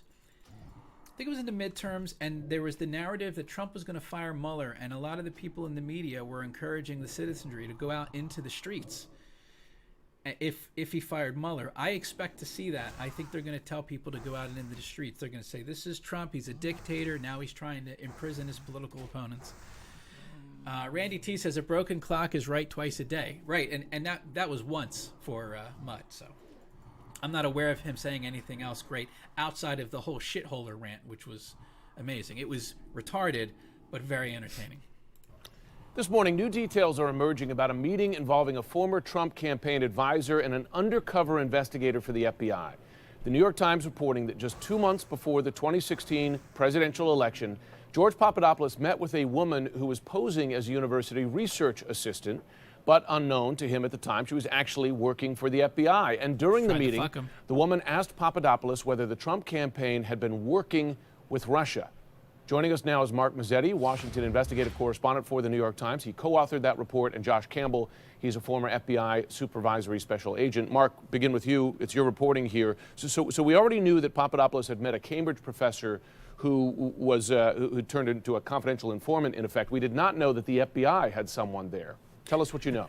Right. So in September of 2016, this guy, Stefan Halper, reaches out to Papadopoulos. He's a We knew there was an FBI guy there. Cambridge University professor. He's also worked as a confidential informant for some time with the FBI. He tells Papadopoulos he wants to meet him in London and that he wants him to author a study about energy issues in the Mediterranean. When Papadopoulos arrives, he first meets a woman he met who he knew as Azra Turk.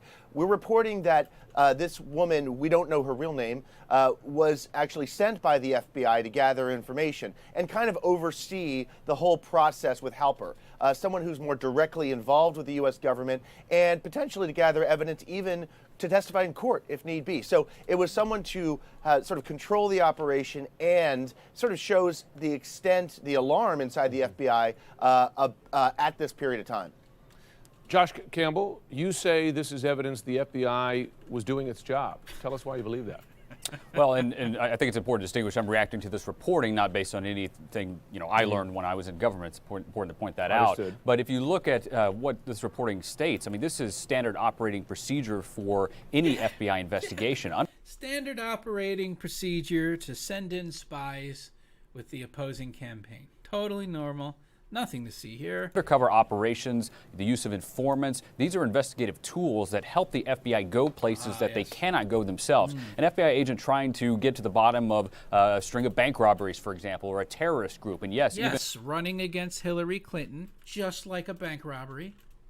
A campaign for president that has, these suspicious ties to a foreign adversary. That were set up by the Clinton campaign and the security apparatus. An FBI Can someone point to one meeting with an actual Russian that wasn't an operative? Lepa says Democrats and Republicans, etc. Who are your favorite three for 2020? All right. Well, you're talking for the presidential election? I would say Trump, obviously, for the Republicans. I don't think there's anyone with any chance to primary him. I think Farron Cousins made a video the other day of one of these guys. Trump's officially being primaried. And, like, what are you talking about? So none of them have a chance. Top three, I guess, who I think most likely will get the nomination. I guess from early polling, I think Sanders passed Biden. But I have a hard time believing they'll let Sanders do it. I think Sanders is just doing this to then basically give up when it's time. I guess Biden, it seems crazy. I guess Biden I'm asking the important Harris questions. is not polling that bad either. Now, ultimately, I think as far as that whole group, I think the most sane politician is Tulsi Gabbard. But she's just not like, what is she at percentage-wise? Is she even at like 1%? It's early. Certainly her supporters say it's early, and I'll give them that. It is early. But like, I would like to at least see her get some momentum, get on the debate stage, because I don't think she's crazy. I don't agree with some of the shit that she says. I don't like the assault weapons ban bullshit, but I don't think she's a joke. And but I don't really think any of them have a chance. And let's say Gabbard pulls off a Sanders 2016 where she gets enough support. They're not going to let her win. She's absolutely outside of the establishment. They don't like her. They do the same shit. Maybe not to the level that they do with Trump. Now maybe that changes at some point and they embrace her. I highly doubt that. But yeah, I think they would screw her just like they screwed Bernie. I guess possible benefit to that is perhaps Gabbard doesn't take it like Bernie did and actually fights back, and then that would be good. So Elron says, I love it when you call me Big Papa Dopolis. Yeah, Papa G. I think it's Papa G. Papa G is the key. That's from Dan Bongino. Agent can't just announce themselves and start asking questions. So you're going to use these tools that help, again, the FBI go where it can't go on its own. It's important to point out, and I've heard the president, this morning he's already tweeting about it, but he's calling this spying, and his allies will say this is abuse. These types of operations are highly scrutinized inside the Justice Department, and there's oversight. So, this will be, we're going to see politics come out of this, but it's important to keep that in mind. These are tools the FBI uses every single day. Well, listening to Barr's testimony earlier this week, he said very openly that he has ordered his own investigation as to how this original counterintelligence investigation began during the 2016 campaign. I want to play those comments here and then ask your view on how far this will go. Have a listen. The scope of the OIG. Do you understand or do you know what the scope of that report will be? Well, I don't want to be too specific. I talked to Mike Horowitz a few weeks ago about it, and it's focused on the FISA, the basis for the FISA and the handling of the FISA applications.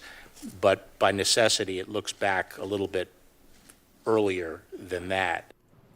OIG is referring to the Office of the Inspector General, but Barr also made clear in the testimony he has his own investigation he's opening. Mark, you've been covering this a long time. How significant could this investigation be? Could it lead to the possibility of criminal referrals for oversteps during the start of this investigation?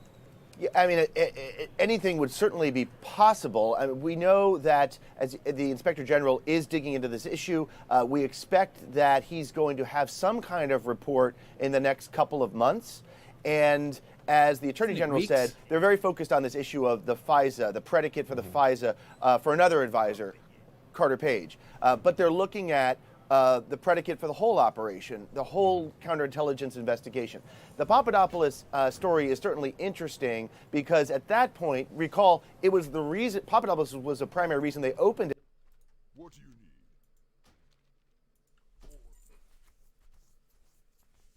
In the beginning, because he talked to a...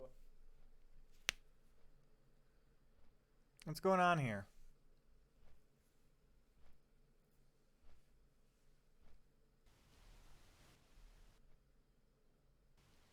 An diplomat about the Russians.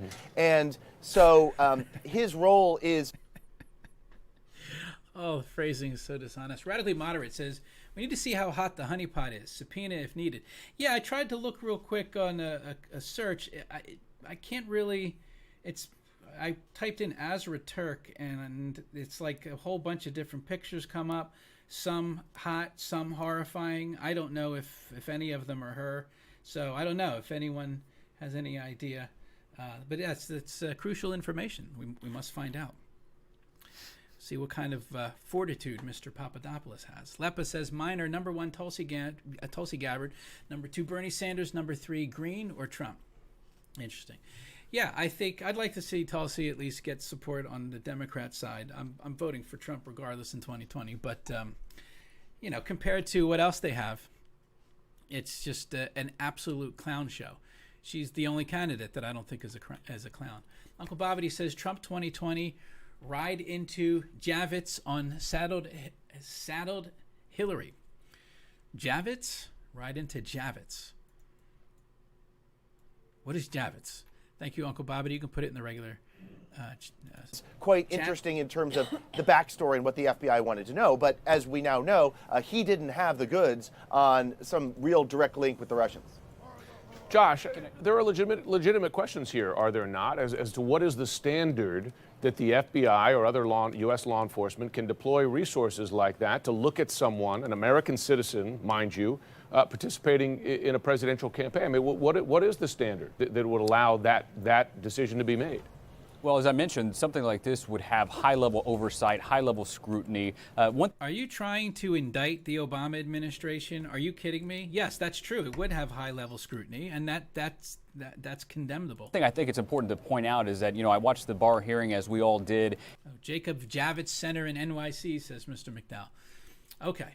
I have no idea what that is. And it's interesting that the framing here from the president's allies seem to be that an investigation into the FBI is somehow punitive or pejorative. I think in my own judgment that's actually a good thing. We need to get to the bottom of exactly what happened, because I think that will help the American people determine what's politics and what's reality. And having that independent inspector general do that work is important. I've talked to people inside the FBI who think that this will vindicate them. You know, finally, here, lay out the facts. So let us show you what we did when faced with this situation.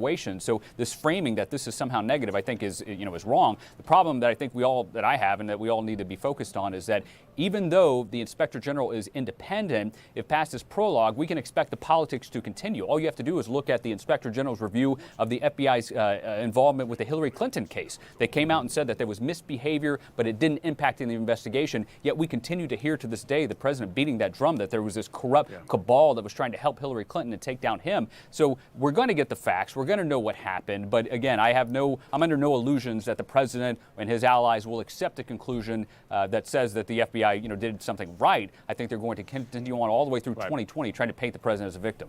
Bitch, what are you going to do when the narrative doesn't suit your purposes? And then what are you going to do? Say IG Horowitz? He's compromised. He's a Russian agent. All right, let's see. What do we have here? Okay. All right, we have one more MSNBC video and then a triple dosage of retard time. All right, here we go. The critics who pounced on the Attorney General today said he acted like his client is the president and not the American people as our chief law enforcement officer. James Comey, whose firing started it all, posted a piece in the New York Times just as the hearing got underway. He offered a theory on how the president co-ops people like Bill Barr, and he wrote, quote, Trump's outrageous conduct convinces you that you simply must stay to preserve and protect the people and institutions and values you hold dear. Along with Republican members of Congress, you tell yourself you are too important for this nation to lose, especially now. Of course, to stay, you must be seen as on his team, so you make further compromises. You use his language, praise his leadership, tout his commitment to values, and then you are lost. He has eaten your soul. Back with us. James Comey wrote that Trump is a soul eater. This is the level of unhinged bullshit. They're scared. I think they're scared. Donald Trump is a soul eater, according to Lion James Comey. Pickle Jars for Hillary Streamlabs says, Barr is the criminal. Holder ignored subpoenas. Lynch lied under oath several times about the Clinton investigation and tarmac meeting. She also refused to answer the questions. But yeah, Barr is the criminal. It's not wrong when we do it mentality, assholes. Yeah, it's like I said, it's hysterical. And yeah, Barr is in zero legal jeopardy. It's funny, CNN in that clip admitted that the Democrats can't do anything. They are dickless. Russian bot, it's very generous of you. Thank you so much. Says, sorry, I've been gone for a bit. Unemployment doesn't support all my habits, but I've been watching and promoting. No problem. That is completely fine. I appreciate it. This Russian hoax is done. Hard stop. The hunters are now the hunted. Yeah, and we'll be watching how the media deals with that. I said this a while ago. We've never seen the media on the defensive. It's always been, I mean, I guess to a degree they've been, but it's mainly been an offensive against Trump. Now it's the tables are turning, and particularly if the investigations get serious, they are going to be solely on the defensive. And then what are they going to do, Democrats included? I'm very concerned about that. I think they might do anything they possibly can to distract from this, and I think calling for some sort of societal uprising is definitely possible. They've kind of done it before. They didn't really go too hard on it, but I do remember people calling for action in the streets if Mueller was fired. So I think it would be a similar situation. You also could see how they riled people up with when Maxine Waters were talking about following people around and harassing them, and then you had the political operatives setting up these confrontations in restaurants with people in Trump's cabinet, and that could definitely start up again. Thank you, Russian bot. I really appreciate the support. Mexi Man and Cheese says Clinton's Minecraft, but Obama just spied. At this rate, we might have a fair race by 2040. What were we watching the other day where I think it might have been Tucker Carlson. I don't remember, but they made the point ultimately that if you don't investigate this, no, you know what? It was Papadopoulos in the interview with Flecka. He said if Trump does not do anything here, if he doesn't do any investigations, then they're going to do it again, and they're going to do it again in 2020. So yeah, when you combine that plus I think the ego, I don't think that I would be very surprised if Trump let this slide. That's why I think it's a good chance it's going to happen. Nonvita Rex says, like a goddamn Dementor, motherfucker. Yeah, isn't that crazy? He eaten your soul. This guy is out of his mind. I think he knows the pressure's coming. I think Comey's trying to save himself. L. Ron Humperdinck. I play the new game, Metal Trump Soldier Soul Eater. That sounds like a hell of a game. Again tonight, Pulitzer Prize-winning author and presidential historian John Meacham. John, I want to know where we are tonight as a country, and before you compare this to any other moment in hearings we have loved in the past, I watched the coverage tonight on 2 different cable networks. Here's a hint. One of them employs us both, and they apparently covered 2 different hearings today. So that's something new for American society, relatively. Well, we do live on separate political planets, and hopefully we occasionally have diplomatic relations between the two. I'm going to use a fictional analogy, if I may, but based on history. I thought where we were today was in a reality TV version of A Man for All Seasons, where Thomas More is betrayed by Richard Rich in exchange for Wales. He's granted a title in Wales, and Thomas More says, as he's being carried off, "But for Wales, Richard, for Wales, put in the word Trump and change the name to Bill, and you have where we are." Bill Barr has decided that, for whatever reason, his historical fate is in safer and better hands with Donald Trump than with the rule of law or with Robert Mueller. And so, I guess in this analogy, Mueller becomes Thomas More, which may be a beat too far. But we watched someone today basically historically decide that they would like the rest of the American Republic to look back and use this man as a case study in how to obfuscate and cherry pick in defense of a particular client as opposed to the broad nation as a whole. All right, so how did he do that? They're never going to get into specifics. And this isn't really even a partisan point. It's clear. I mean, I was watching it thinking, I hope this guy goes back into private practice soon, because I might need to hire him at some point. He'd be a good defense lawyer. You'd want him on your side. He has that laconic, almost Cheney-esque, jowly cynicism that tends to try to appear, he tries to make the questioner appear to be the outrageous one, when what the questioners are doing is exercising their rights under a constitution that was based on divided sovereignty. And right now, it seems to me, we have an attorney general who has decided that he's a defense lawyer. He's not our lawyer. To thine own self be true. And does Robert Mueller's reputation remain where it was? Is he just about, to a lot of people, the most important living American at this point in time? You know, 3 weeks ago. How would that be possible? Do they think Mueller's going to testify? Oh, God. Holy shit. They think Mueller's going to testify and tell them Trump is guilty. Oh, my God. They're going to... Are we setting up for a third salt mine where they're going to once again be let down? Damn, of course that's what they're going to think. Holy shit. Nicholas Daly says, bring on the 2020 investigation. The next Dem should expect the same. Look, if they don't do anything about it, I have no doubts that the Republicans at some point will use the same tactics. 4 weeks ago, I thought, you know, the great Mueller moment had probably passed, that our sense that he was our Fortinbras, that he was the heroic figure who was going to come down, you know, that moment had passed, that his decision to follow the OLC opinion as opposed to trying to litigate or adjudicate whether you could indict a sitting president seemed to me, as a layman, he had ducked on a critical issue. Bill Barr has now done something I didn't think was possible, which is he has re-elevated Robert Mueller to almost sanctified status. Perhaps after Director Mueller testifies, if that ever happens, perhaps he falls back off that pedestal. But compared to what the Attorney General has been doing, you know, Director Mueller, you know, looks like maybe Thomas More is not a bad example. And that, ladies and gentlemen, is why our guest tonight has a Pulitzer Prize and I have a valid driver's license. What the bitch? I don't care about that. Yeah, there you go. He's going to testify. They think he's going to save the day. That would be hilarious. P-Dog Knight said, did he just say he's going to need a defense lawyer? It seems to say he wanted to hire him. That's interesting. I don't know if he thinks something is coming, but that's interesting. Kingston 915 says, Comey and Mueller have fallen far down from the day they ended the Patriot Act.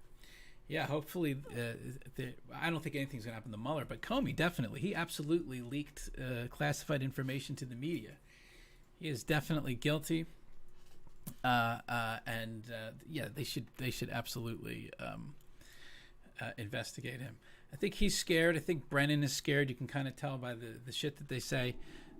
I think Brennan called Trump a sociopath, which is funny coming from John Brennan. Jason Ogden says, yeah, Mazie Hirono was a real straight shooter, idiot.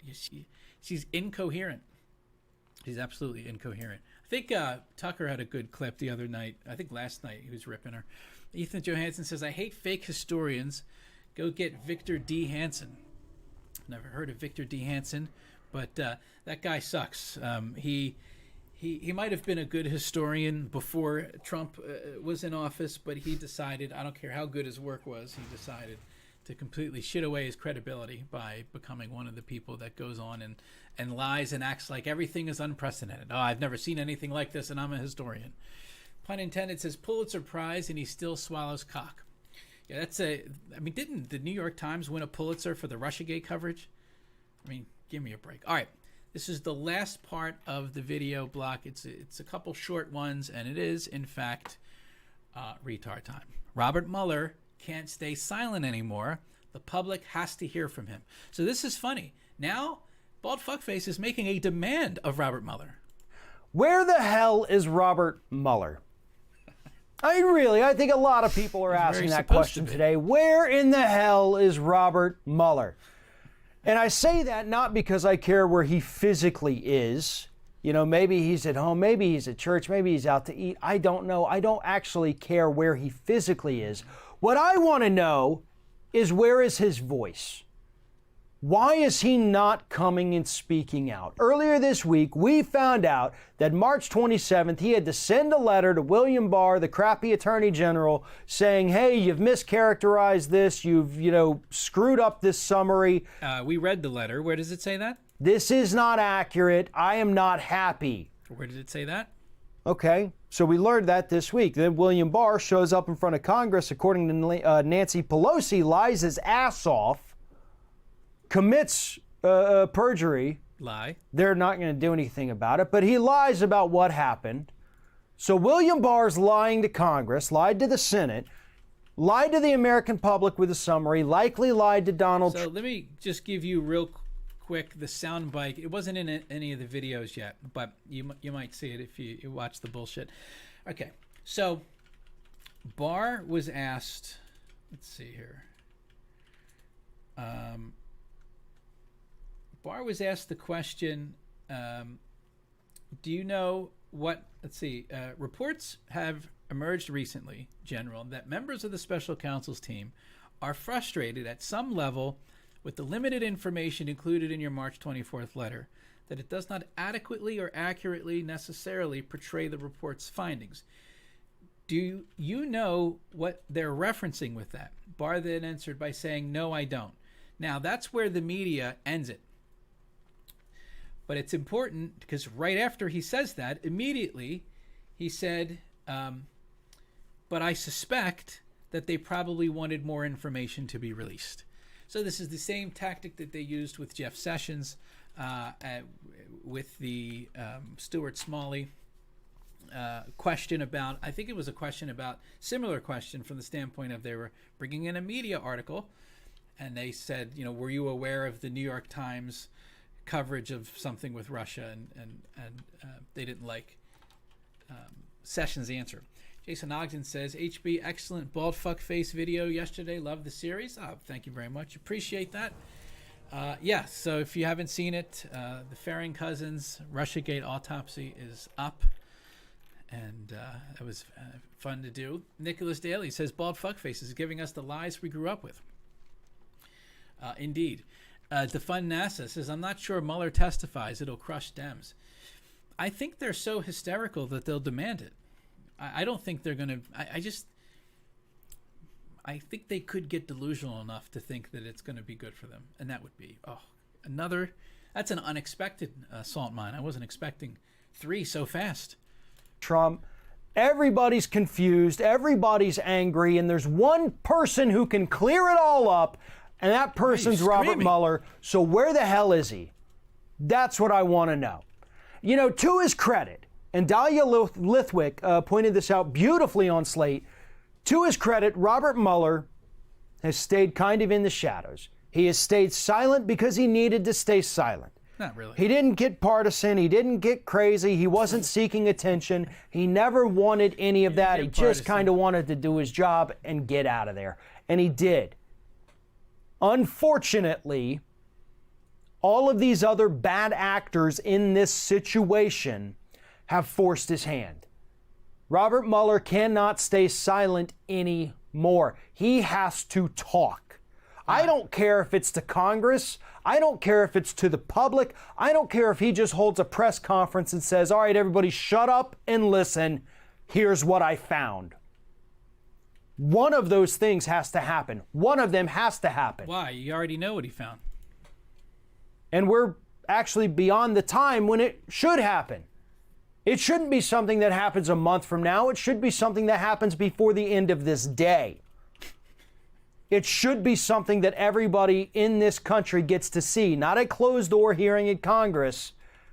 We got to hear from this guy. He spent 2 years working on this. At first, it seemed kind of cut and dry, but now there's more questions than answers. And he's the only one with the answers. And What do you mean? You have what he found. And so what, they've successfully brainwashed themselves into believing that there was such a discrepancy between the Barr letter and the Mueller report that Mueller could testify before Congress and save everyone? Please let that be the narrative. That would be incredible.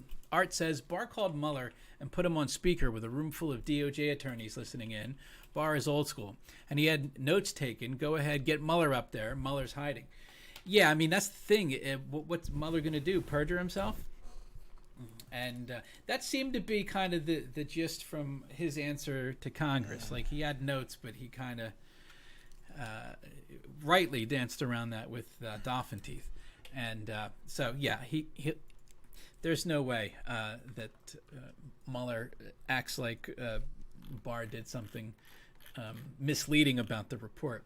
L. Ron Humperdinck says, won't let me send. Read my next chat under, please. Okay, I will do that.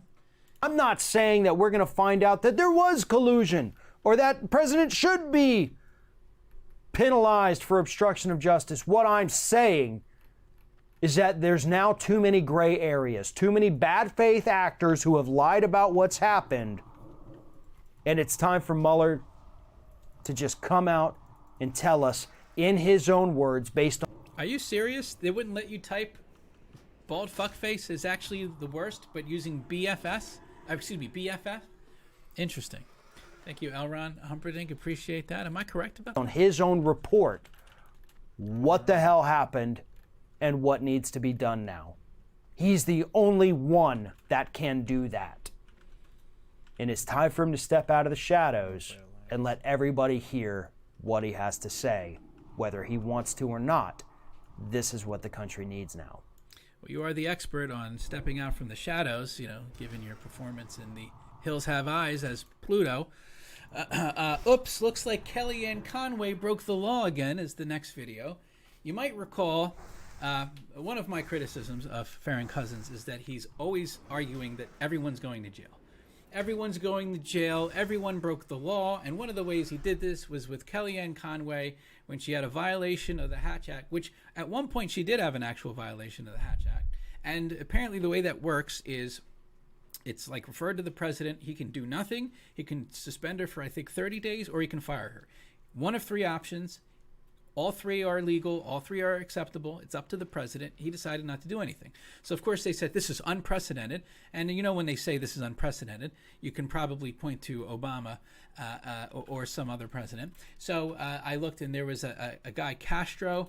It might have been the brother of the guy running for president. And a similar thing. And Obama did the same thing, did nothing. So now he's back for, I think this is round 3 of Kellyanne Conway broke the law again. Mexi Man and Cheese says Mueller should have put Harry Potter in the report, then Dems would have actually read it. Yeah, so Graham says that he didn't read all of it. The Democrats criticize him, and the very Democrats that criticized him were ones that said that they're not reading it until they get the unredacted report. Incredible. Kellyanne Conway loves breaking the law. She absolutely loves it. I mean, there's no other way to say that. If she didn't love doing it, she wouldn't be doing it all of the time. You see, last March 2018, the Office of Special Counsel within the White House actually came out and they said, yep, we have 100% 2 different instances where we can verify and prove Kellyanne Conway broke the law by violating the Hatch Act. We're going to turn it over to you now, White House, to discipline her however you see fit. And then they essentially did nothing. Well, that's how they saw fit, bitch. Basically, what the Office of Special Counsel wanted them to do is, hey, can you fire her because she's breaking the law? Bullshit. But of course, Donald Trump's not going to. That's not what they said. Fire her. She is his most loyal toady. This would be like arguing that someone should get the death penalty for a traffic ticket.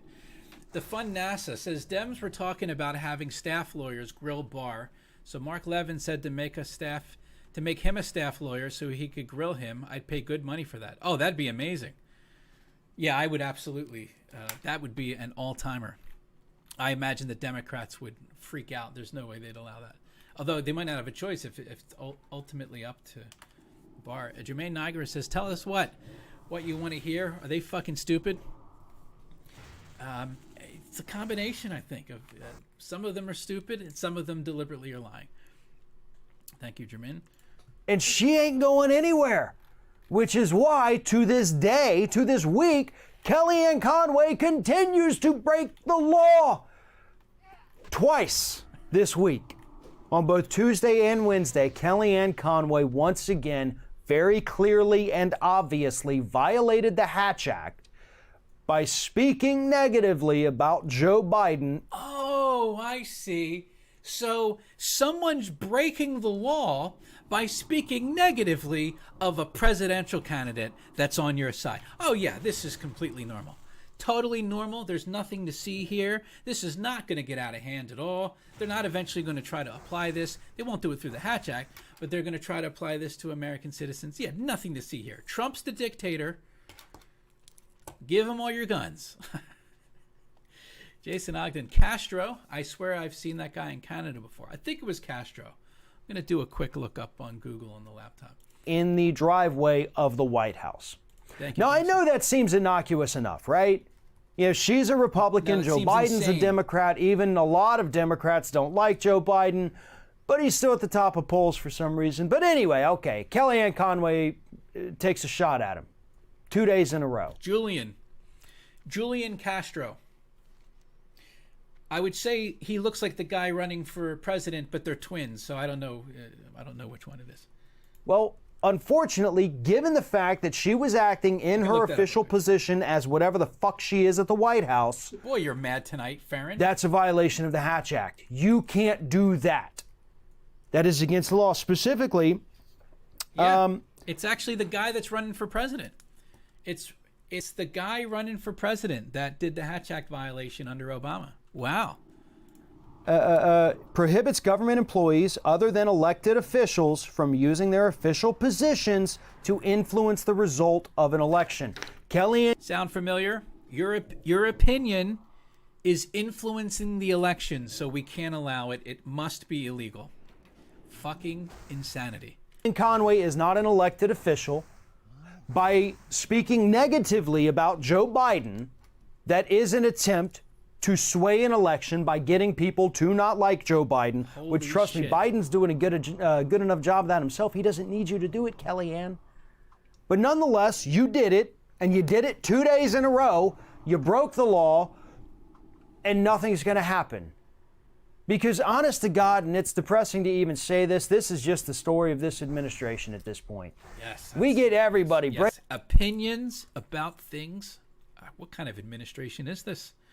Not liking Democrats? Not agreeing with Democrats? What is happening? Breaking the law left and right. We've got some wonderful activist groups out there who file lawsuits and force this administration to look at the fact that they broke the law. Yes, you definitely want activist organizations out there wanting to imprison people for expressing opinions about political candidates. Oh, yeah.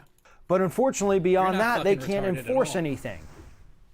So these people just go about their day. Kellyanne Conway should have been fired well over a year ago for her constant violations of the Hatch Act. She should be fired today for constantly breaking the rules, breaking the law by violating the Hatch Act. But unfortunately, she won't be.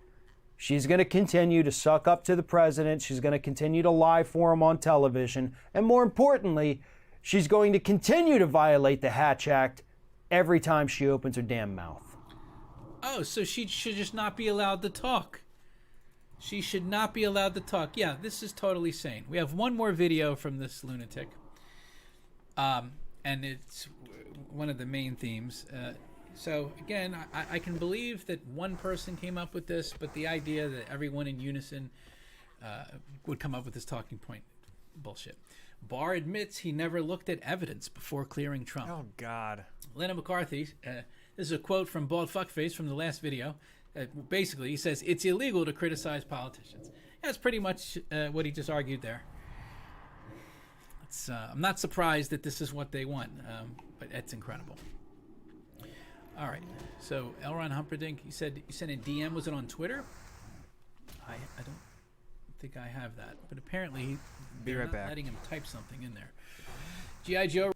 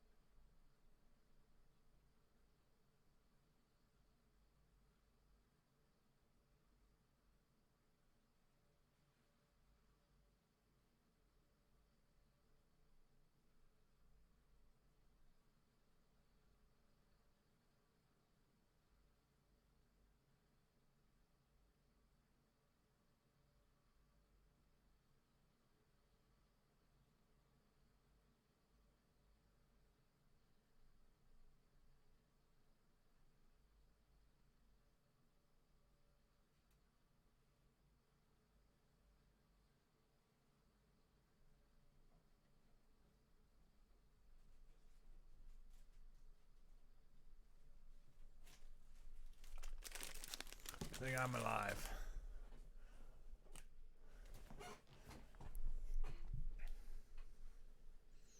Rose says the only Castro in Canada is Justin Trudeau Castro. Yeah, I think. Yeah, what's I do remember. Hold on a second. Let's see. Julian Castro, Canada. No, okay.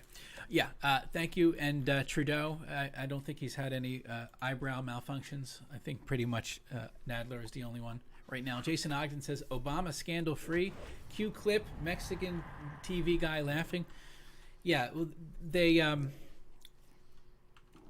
will bring up the tan suit and the hamburger with mustard and completely ignore the what the fuck was it? Fast and Furious and the IRS scandal. They don't care. None of that happened. Art says negatively being factually bringing up his past actions, which doesn't violate anything. Right, and you also cannot make truthful observations about our candidates. You will obey and believe. Listen, believe, obey, and be blessed. That's the Democrats' new slogan. So yesterday, Attorney General William Barr appeared before a Senate panel where he basically lied about a lot of things, but he also did tell the truth on a few items. And one of the items that he told the truth about was during the line of questioning from Senator Kamala Harris when she asked him what evidence he used to say that Trump did not obstruct justice. To which the Attorney General of the United States admitted, I didn't look at any of the evidence. I didn't look at any of the underlying evidence before I said he didn't obstruct justice. Yelling it like a mongoloid is not going to change the fact that Barr did not have to do that. It was not his job, and that would have literally undermined Mueller. So apparently the censored super chat from Elron is bald fuckface sucked an eggplant to get into brain, big cock, and a UK flag. So I guess it's the suck the eggplant part they don't let you put in. It's crazy. So even using emojis won't let you do it. Damn it. Sorry to hear that, sir. I think the new chat, because there's a super chat option with it that uses Google Pay. I believe, I believe those will not be censored according to what I'm reading. Right there, that's it. Like, that is the only thing we needed to hear from him. You're a hack, you're a piece of crap, and you're done. Wow. He's so salty. You're a hack, a piece of crap, and you're done. He's not done. And don't throw stones from your glass house, Farron. You're done. That right there should set the stage for William Barr's impeachment. Oh, doing your job, legally doing your job, is grounds for impeachment. He cleared a man of wrongdoing without ever once looking at the evidence. And the reason Barr gave is actually even worse than him just saying, I didn't look at it. Because he said, I was basing that on Mueller's summary of it. Which is what he was supposed to do, dummy. That came from Robert Mueller. He said there was no obstruction of justice, so I just assumed he was being honest and forthright. He looked at the evidence and said it didn't happen, so I didn't need to look at the evidence. I trusted him, so I said the So are you saying that he shouldn't have trusted Mueller? Jason Ogden, HB theory confirmed, bald fuckface, blowjob to get into Mensa. Yeah, I mean, there's really, I'm strapped for other conclusions. I don't know, because there's no fucking way he got in there on his intelligence. There's no way he passed that test for real. Thing. Well, first and foremost, dumbass, that's not what Robert Mueller actually said. He said, I am leaving it to you to make that determination. But you, being the hack that you are, decided, nope, to hell with it. I'm not even going to look at it. I may not even read the entire report before I put out my little 4-page Cliff's Notes. Yeah, you should have opened your own investigation, Barr. William Barr did exactly what he was hired to do. There is no question about that. Donald Trump picked him, one, because he saw what he did back in the day for all the people in Iran-Contra, got them off the hook, got them pardoned. And 2, because he had already previously said a sitting president can't be indicted, which is not true, by the way. So, yeah, William Barr did what he was supposed to do, and now he's having to answer for it, unlike back in the 90s. This isn't going to end well for Barr, and it's damn sure not going to end well for Donald Trump, because now that we know this, now we know he didn't look at the evidence before saying Trump didn't obstruct justice. This now opens the door for the Democrats in the House of Representatives to immediately launch impeachment proceedings against both Donald Trump and, of course, William Barr himself. They're not going to do that. Against Barr? You got to be kidding me. Art says, Barr also doesn't empty his office trash can or gas up the car that he's driven around in. Other people do that, penis breath. Yeah, that would be, it's, how did they, I guess they just think people don't really look into this shit. Because it's a hell of a thing. It's such a stupid argument, but it's being used by not only the corporate media in coordination, but Democratic candidates. This is the line of questioning from Kamala Harris.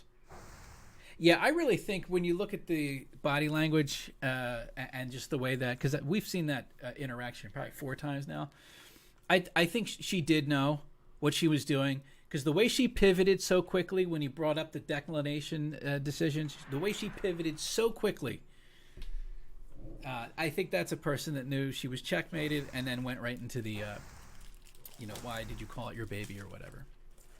Because, yeah, they can impeach him too, and they should. I'm not going to join in the chorus of people anymore calling for William Barr to resign. I think resignation is too good for him. I think the man... Yeah, why don't they just execute him? I mean, these people are absolutely losing their mind. What are you going to call for next? You have people in the media calling for people to be beaten and put under the jail? This is unhinged lunacy. John Slazowski says, is bald fuckface a cone head post-cosmetic surgery? It's a good question. It's a good question. The other day, I thought of Pluto from The Hills Have Eyes. So it really depends on it's like his look of abject insanity is really, it's like looking at art. It's just, up to the person to interpret it. Needs to be impeached. And if he fails to show up today, as he is likely to do, as he has said he's going to do, then they need to send the sergeant-at-arms to arrest him and hold him until he agrees to testify. They also have the authority to do that. Oh, okay. William Barr has to answer for what he's done. Oh, my God. And after William Barr's done answering, it's time for Trump to answer for what he They're going to send the sergeant-at-arms to arrest Trump? has done. This doesn't end well for either one of them, and I hope and I pray. I think it's probably going to end pretty well. I think a second term is coming. I think that's as good as it's going to get. Pray that the Democrats in the House of Representatives have enough courage to move forward with impeachment proceedings against both of these men. One of today's video sponsors is Skillshare. Insane. Uncle Bobbity, Farron graduated from Samuel Jackson Media School. It would be Samuel L. Jackson Media School. He yells a lot. He's a yeller. John J.C. Trudeau probably not Fidel Castro's love child. Interesting. Yeah, I don't really know a whole lot about that. Whatever happened with the whore scandal in Canada? Is that calming down? Is it over? Is he going to be out of there? Because apparently, remember he said in response to some sort of scandal with whores, he was like, well, you got to... It's good to keep people working or something like that. Jason Ogden says, subpoena Mueller specifically stated OLC not a factor. It would be incredible if Mueller is before Congress and just destroys all their narratives. I don't think he'll do that completely. I think he'll dance with them and give them some shit that they will use. I think with this Barr thing, what I would expect is the Barr questions to be asked. Mueller's going to answer them straightforward, and they're going to just move off of that and then focus on some other narrative that Mueller gives them. That'll be a huge hearing. Mueller before Congress, that'll be a huge fucking hearing. Hopefully it happens. I hope the Barr one happens soon. I definitely want to cover that. All right. So that is the end of the stream. Next stream is tomorrow.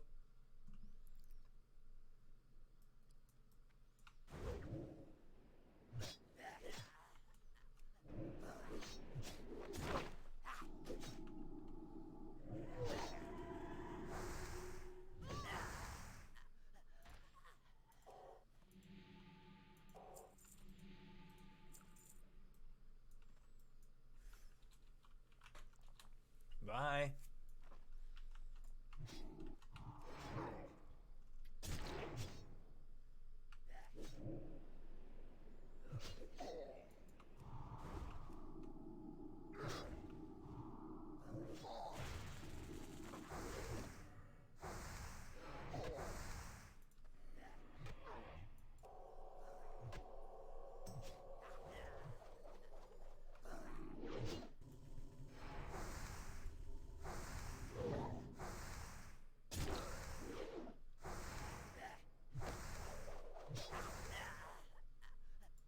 So when I was in Gibraltar, I was recording a video for my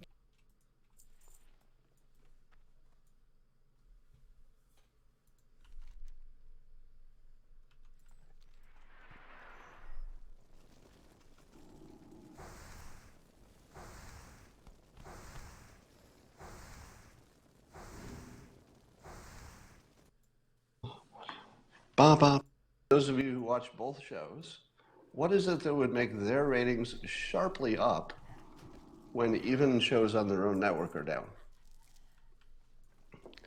I just want to see if anybody has the answer here. Okay, the simple answer, somebody said it's the two best shows on Fox. I would agree with that. And I like a lot of the shows on Fox. But yeah, those are the two best shows. But I would say there's something else. I would say they were closest to the truth.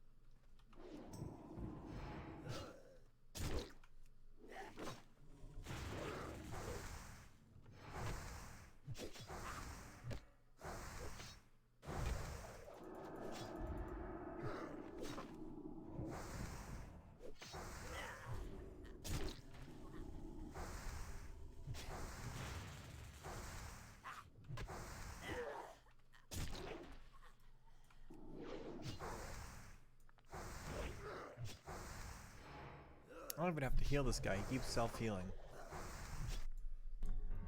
Hey folks, Quill18 here, and welcome to a brand new Let's Play for Surviving Mars. I really enjoy this game, and I've had it on my head lately, in my mind lately, because Green Planet is coming out relatively soon. This is going to be an expansion that's going to bring terraforming and landscaping, and oh yeah, there's going to be this Animal Pack DLC that I think is going to add some, livestock or pets or something like that to the game, which I think is going to be wonderful. It's gotten a lot of post-release love of this game too. So many patches that have actually changed quite a bit of the gameplay. It had lots of little UI niceties and various things, and I'm really in the mood to play it again.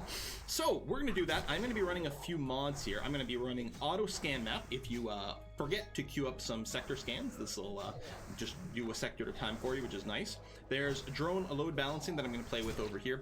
What this does is if there's a drone hub that's got a heavy load and there's a drone hub that's got a low load, what it'll do, it'll move a couple of drones at a time to try to balance out those loads, which is really, really nice. And then over here, this so-called warp speed mod. By default, the medium speed button on the UI runs the game at triple speed, and the high speed is at ×5. This just changes it to be at ×5 and ×10. So those times when you're sort of sitting around waiting, maybe you've got a stable colony and you're just waiting for technology to kick in before you build your next thing, this will make it happen a little faster, which I think is great. We're going to skip here. I am playing over in the Scottish lands over here, so I think there's going to be a lot of little default tutorial things that is going to be prompting me to look at here. We're going to, I was just going to randomize, but the thing is, I don't think we've ever played as Brazil. Colonists grant funding when they arrive on Mars. Passages cost no resource to construct instantly. Suffer no penalties when using passages to interconnected. I don't think we've ever played as Brazil, so I'm going to go ahead and do that. In terms of commander profile, tell you what, we'll random it and see what happens. It's going to be fine. And our colony logo, we are going to go with, of course, the Brussels sprout, because what else are we going to do? I don't think we're going to go with any special game rules. We're going to try to keep things more or less vanilla, so that this is a bit of a warm-up, so that I can remember all the game mechanics and things like that, and how to build a successful initial colony for when we get Green Planet. So this is the loadout that we're going to be going with. These loadouts are customized based on your mission sponsor, so presumably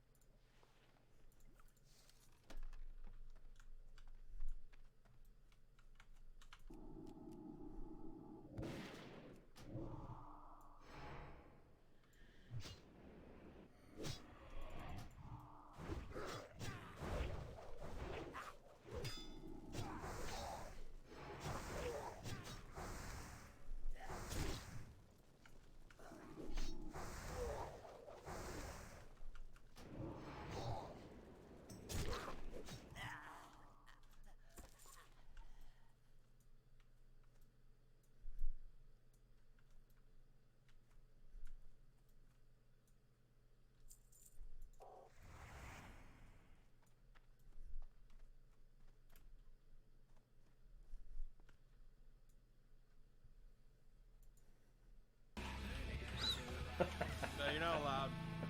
Oh. No bald Canadians. What about only partially bald Canadians? They're okay. Yeah, they're alright.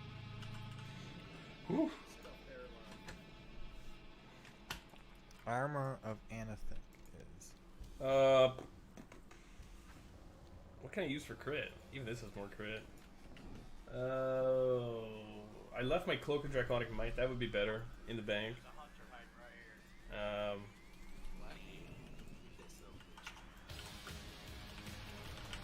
You rolled the wrong faction if you wanted to hang out, dude. Sorry. He didn't even fucking know. Nope. Dude, poor guy. It's like his role-playing hideout.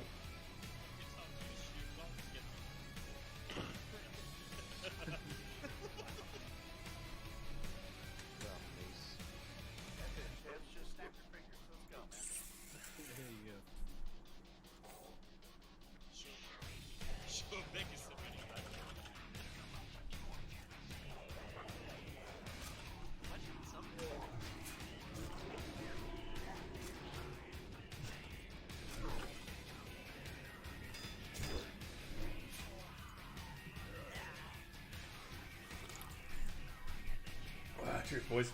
Happy birthday, Limo, because they're here. I think you're in the chat now. I think you're in the Discord now.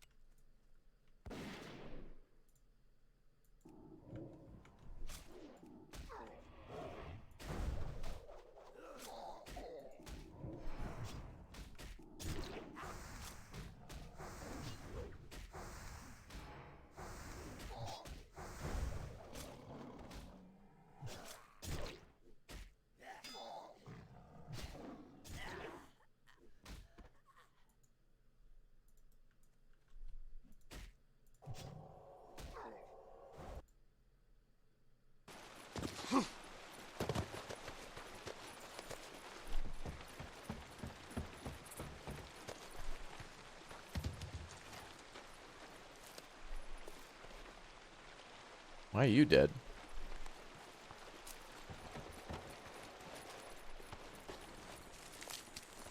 Brian Thomas, thanks for the $2.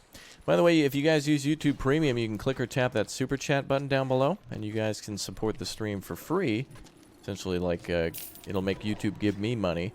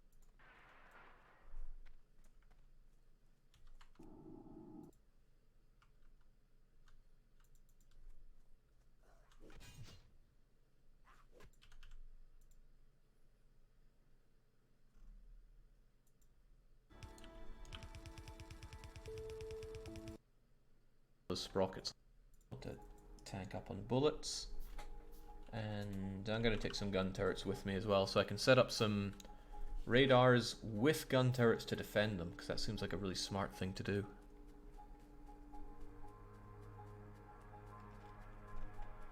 We have almost no power and you want more radars? Oh yeah, I can't really... whatever. So, Xeno scum is over here, I'm told. Well, I just happen to have no grenades. I must have left my grenades at home. Also, I'd really like somebody... Ooh, there's some goodies in this huge rock. Yoink. Also, just so my whole place doesn't collapse while I'm away, might be a good idea, just in the interest of keeping things functional,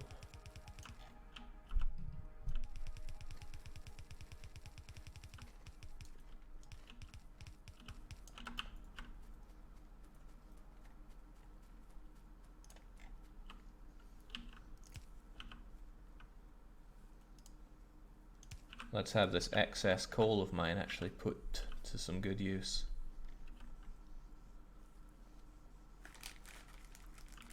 There we go.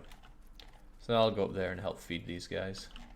And that's going to be good for, well, not a whole lot, but it'll be good for something, because man, everything is slowing down because there's no fuel, which is not good. Jake, make a submachine gun, 5 copper, 10 iron, 10 gears. I am exhausted on iron, no, I'm not.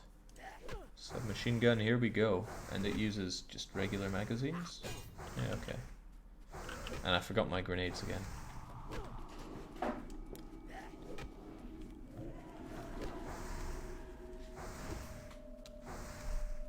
So how do I choose which gun I use? It's very confusing. Also, where did I put all my grenades? If I was a grenade, I'd be in this box.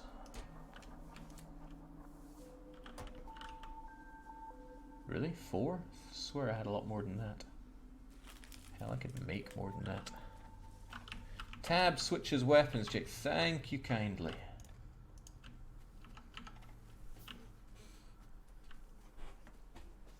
You know, the submachine gun seems superior to the handgun in every conceivable way. Now, let's go and do it. Somebody is also suggesting that I equip my considerably better armor. Huh. Well, let's go, you know, at night time for the added challenge. Drop the pistol. I don't even know how. I mean, I could throw it in there.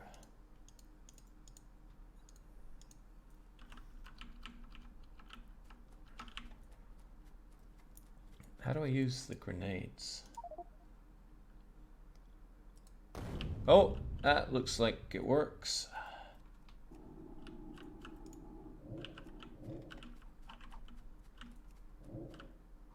Alright, let's have you hotkeyed to 1 then.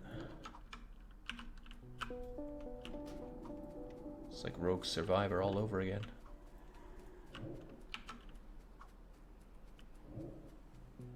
Z to drop on ground.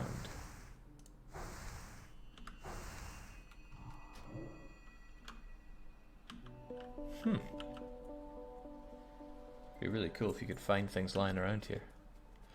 Alright. Should probably... Jesus! Don't like the look of that.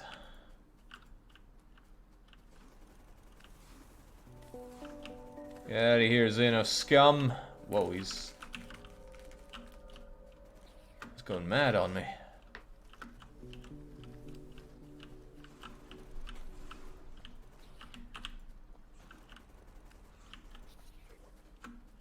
Hoocha. Okay. So what is lobbing crap at me there?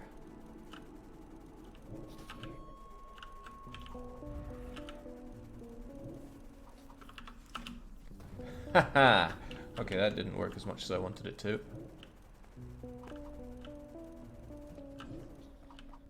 Ah, it's him. Okay.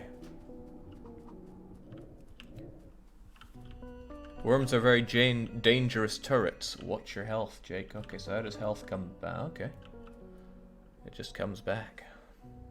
I want to be using my shotgun though, but Yeah, the guy's too far away. I'll let my health come back. I'll go and finish him off and return home a hero, but still with no coal.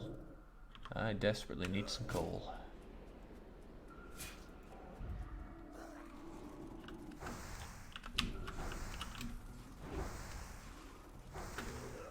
Nice. But that's it. Oh well. The hunt goes on.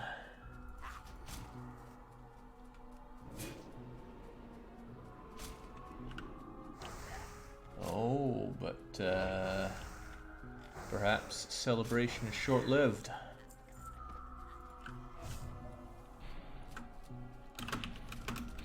Uh-oh, uh-oh.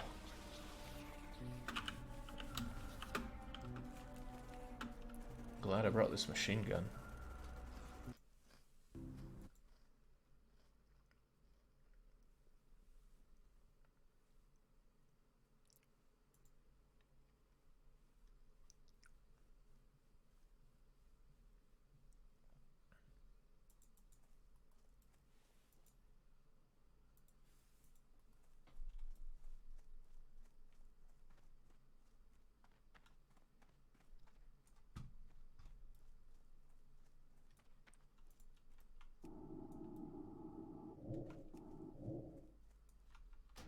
Enjoy it for pretty much all it's worth, knowing that it's coming out just shortly. I picked it up now instead of waiting because, hey, it's cheaper right now.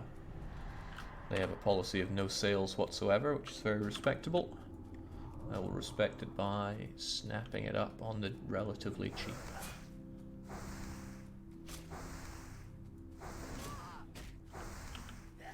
Can't see a damn thing though. I'm glad I'm able to see. It'd be nice if there was a portable battery in this game so I could use my radar on the go. But I'm getting way too far away from useful levels of coal. Look at all this coal I've got. If only I could have just dropped it on some conveyor belt. What do we have here? No copper? Is copper alright? I sure don't need that. Copper and stone. When those two go together, I can't help but think there would be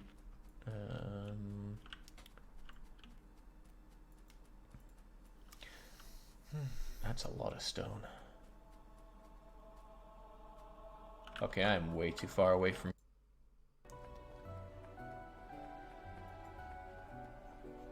You know, someone who can get lost in his own driveway. I'm surprised this guy can ascertain so much of the land around him, even when he's stuck in a forest.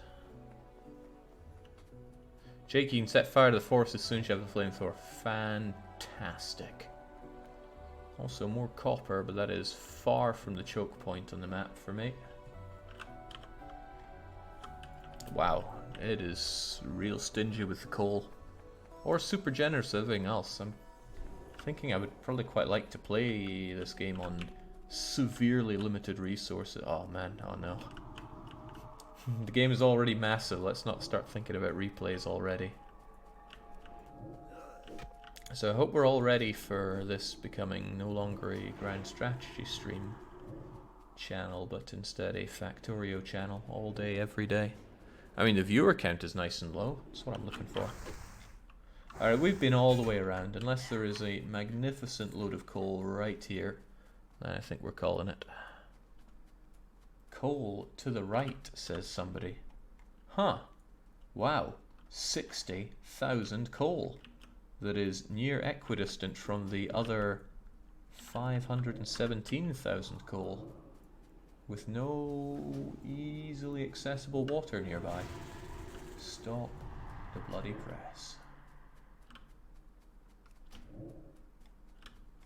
Alright, let's just kill some Xeno scum while we're here. That'll make me feel better about myself. Next time I'm here though, so many more grenades. Jake, there's a map setting called Rail World. It spreads resources out and forces a nice train network.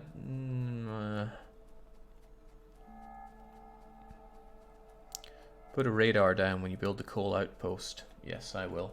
I'm going to stock up at the main point with everything I need to set up something there. That means lots of gun turrets, lots of bullets, and the rest. So slow moving though. Is there any way to actually move faster? I don't want to give Isaac a hard time here, because I mean he's bloody awesome, but... Well, I say he, but... There's some hips on that guy.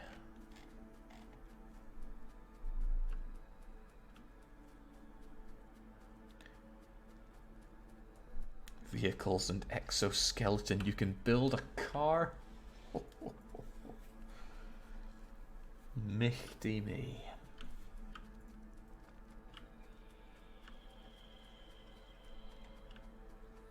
Okay, looks like we've helped out a bit with all the coal, but we have used up all the coal, so we desperately need more coal is what I'm saying.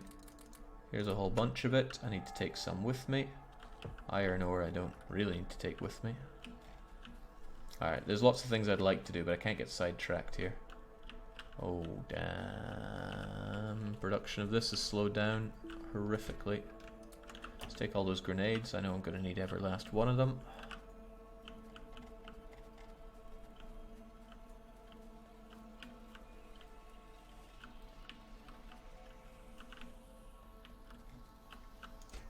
Oh, I've got a lot of coal here. That's kind of useful.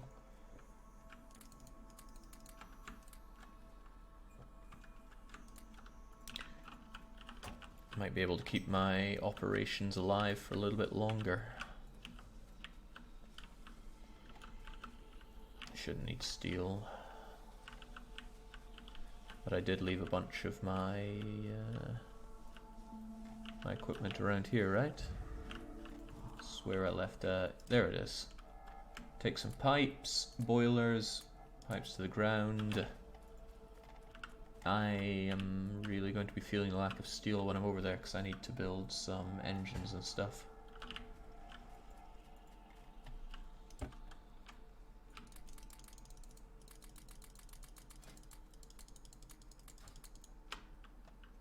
That's all we've got. Pathetic. Still though, severe lack of steel. This is not the only place that produces it, so let's go and hijack the other area. Jake, you're in desperate need of drones to organize your stuff. What do you mean drones organize things?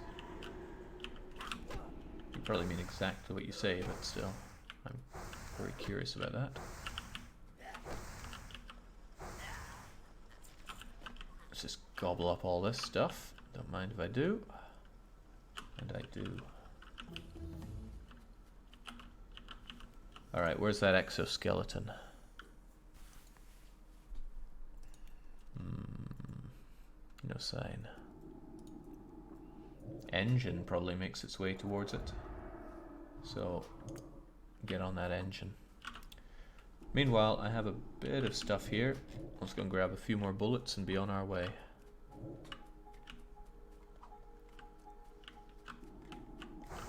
Just a few more bullets. Like all of them. Also, I got all these science packs that I don't even need. As in, I don't need to have them on me. Seems like something I should throw down around here. At least until I find a use for them. Or can I just load these things up for a long time with them? Hell yes I can.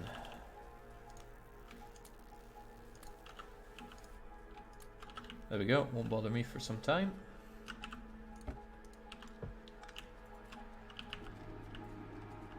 Jake, grab a science pack, hold control, and drag over the labs. No need for the chest. You suggested a better way to do exactly what I did. Got all these copper plates, but still, I should be tanked up with things that I need. That is gun turrets. Yeah, the arms will be handy. Pipe, boiler. I mean, I don't need this many boilers. It's steam engines that I'm going to need. Actually, I'm really just going to need a couple of them. So I'll make a whole bunch of them. I believe I already have a pump. I might be wrong though, I'll make one.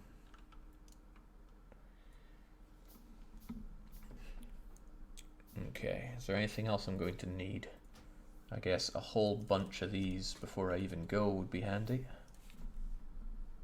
Which suddenly highlights my crippling lack of iron once again. Boy, I'm glad these things are still operational. The coal flows. So why does it flow down here so much better than over here? Probably these things use a lot more coal than I expect. But I'm future-proofing. Maybe I hate to say it, but maybe I actually built too many of them. Jake, turrets. Don't I have a load of turrets? Yeah, I got 17 turrets on me. That should be plenty. I got the... I really don't want burner incinerators, but whatever. Nor do I want these old mining drills. I need...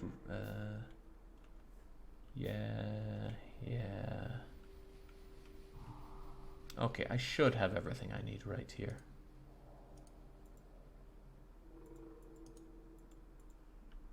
I've even got a bunch of torches, so we'll light up the night. Ammo for turrets, got 200 of it. Also glad the engine's done. Where's our exoskeleton? Power armor or braking I need to turn force? off these fucking hotkeys. I'm sick of that shit always happening. Railway. Automobile.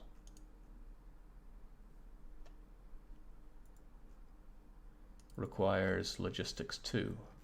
Faster. Wow, why have I not done this?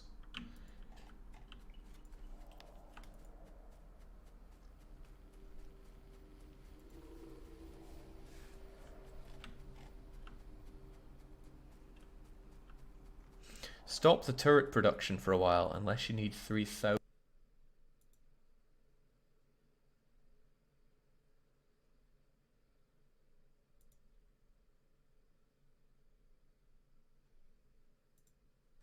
More.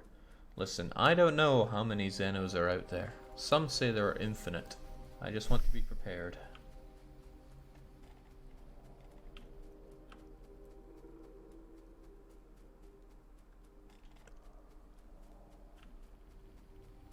So here's the thing, I'm gonna do this, but I don't really have a way to transport all that coal back. I can load myself up with it, but this is just a first go to actually get everything running with it.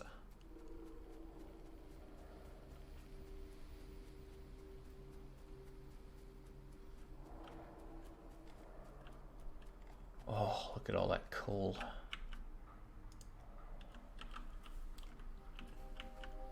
I am going to strip this so bare.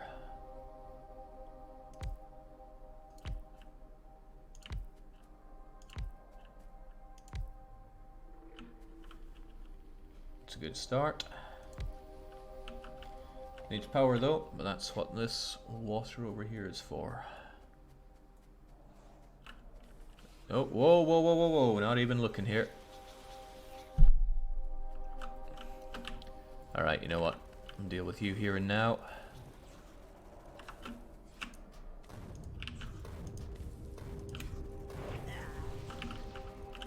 No. Oh, whoa. You've been defeated. That's not good. That's not good at all. But there's a continue button. And I got a lot of stuff on me. Interesting.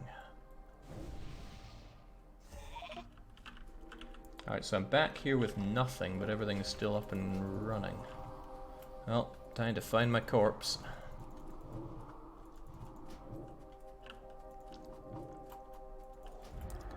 Figure those grenades would do a bit more. They did not. It's alright, revenge is going to taste even sweeter. You have 15 minutes to go and mine your body back up for its stuff. Wait, mine it up?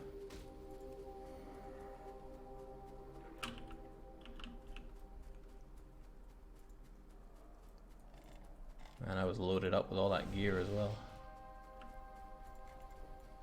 I made it away alive, thank God.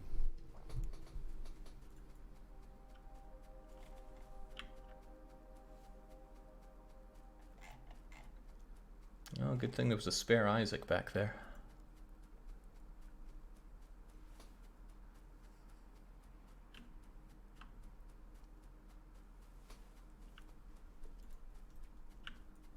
So that corpse of mine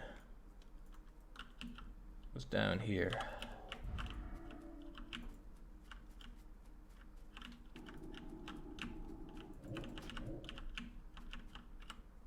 I mean, there are all the dead Xenos.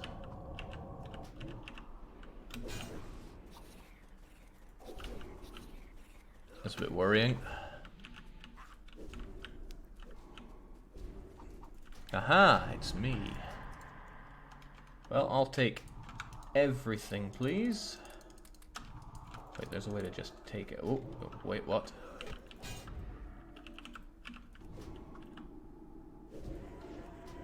Was that everything? I hope that was everything. My body's gone, so maybe I just consumed myself. Alright, but can't let it end there. It's time for revenge.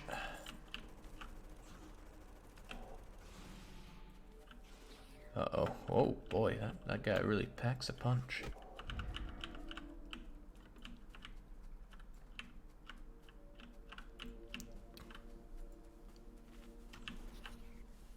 See that pro play right there?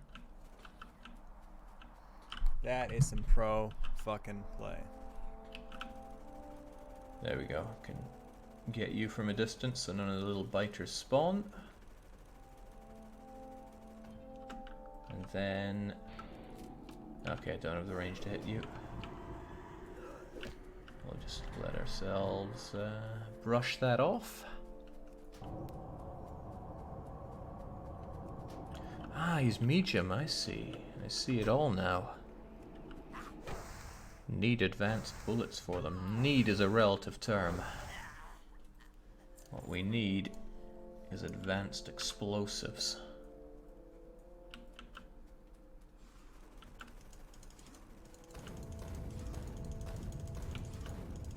Oh, hello. That's how you deal with Xenos. Wait, he's not dead? Oh, thank God. Marley Barbie. Wow, that was risky biscuits, but we're still alive. Good going, Isaac. Had quite the death animation on him. Okay, let's get to work. This is why we're here. First off, water. Second off, can I mine a fish? Shit, I just used the wrong ability. Delicious. I didn't use my fear at the right Throw them back into time. the water. So I'm just gonna eat Xenos. Alright.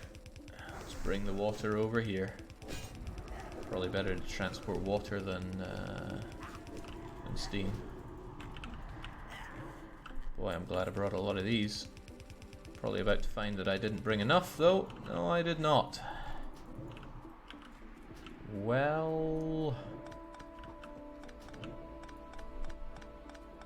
I at least brought power cables, right? Kind of. Well, there's wood around here.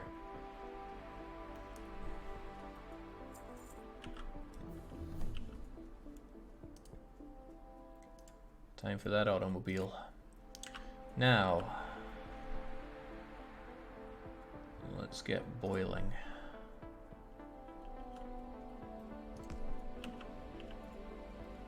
So one boiler does 2 engines, as I recall.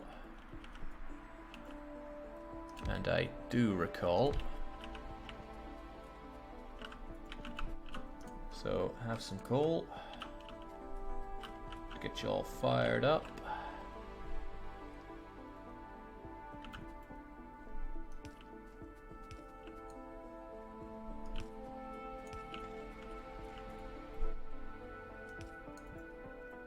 Yeah, go get that level 47 mage.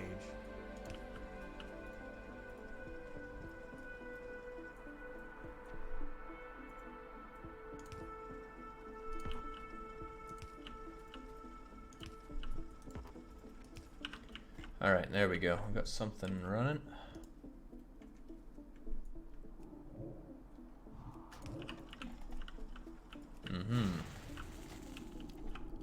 Jake, might be worth adding some underground pipes for walking paths. Biters destroy things if they block their pathfinding. Huh. But we're gonna have turrets everywhere, so it doesn't really matter. Probably. Ah, it's taking a while. When do we get that rocket? Okay. Good show, guys. I want all this... all this coal. But what now? I mean, yeah, great. We get loads of coal, but now what? How do I even get it back? I'm not sure. What I do know, though, is that I need a whole bunch of gun turrets and a radar station.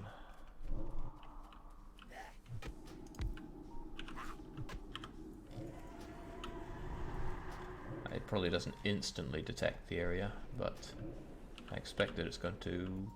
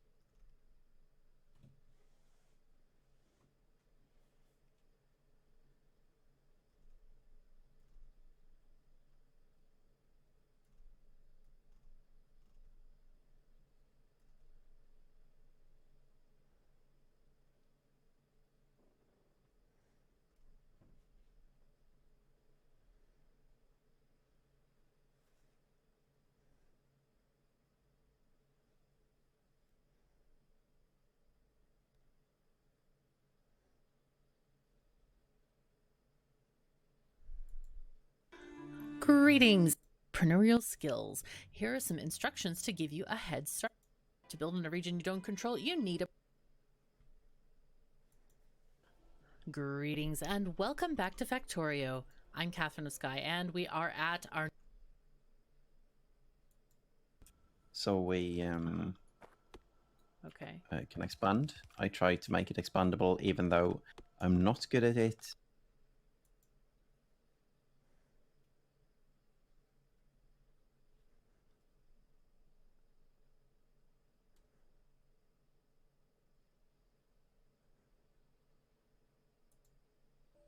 Greetings, or anything like that. The terrain, we're doing a normal map, not an island map, and there's all kinds of stuff. They added a ribbon world and an island as well to the map presets. Water, we're having sort of medium scale and high coverage. Trees, low scale and low coverage. I really don't want to chop a lot of trees. And if you just heard that, it is Crazy Cat Hour here in Norway land, and that is Gizmo running around. He's adorable. So cliffs, I've turned the frequency to none. Continuity is at 33%. I really don't want a lot of cliffs in the whole thing. So moisture is also down, and the bias is also very much down. And that just kind of controls how much greenery, pardon the Crazy Cat Hour. And then the terrain type, I put it kind of in the middle with a plus 0.35 bias on that. And that just basically controls how much red desert you have. You can look at the tooltips here and they will kind of tell you what it does. I suggest sliding them around, play with them in real time, because it automatically generates stuff if you slide it all the way to the right, for example.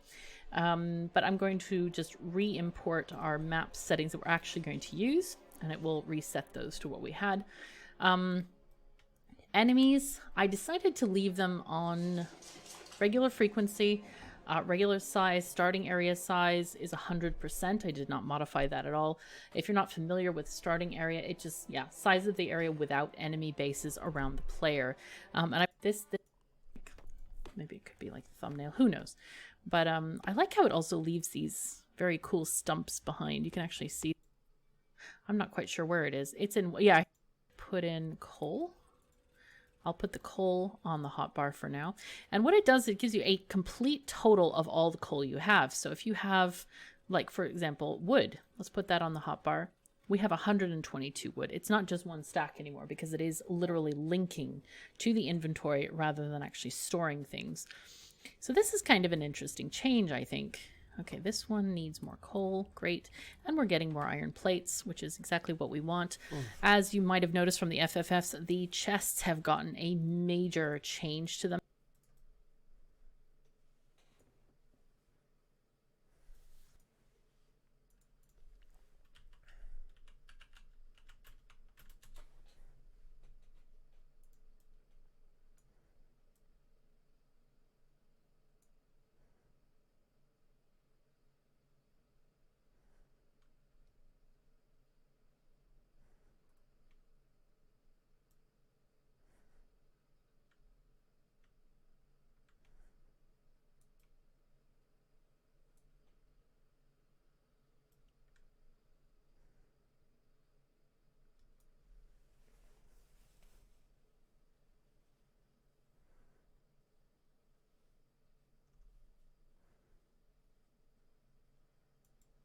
Armies, because why build infantry when you can just mobilize them? My internet's fine. It's my computer. Why would it be your computer? You're connecting via the internet. Why would you? I guess. Oh, that's the Aegean Islands. We can demobilize.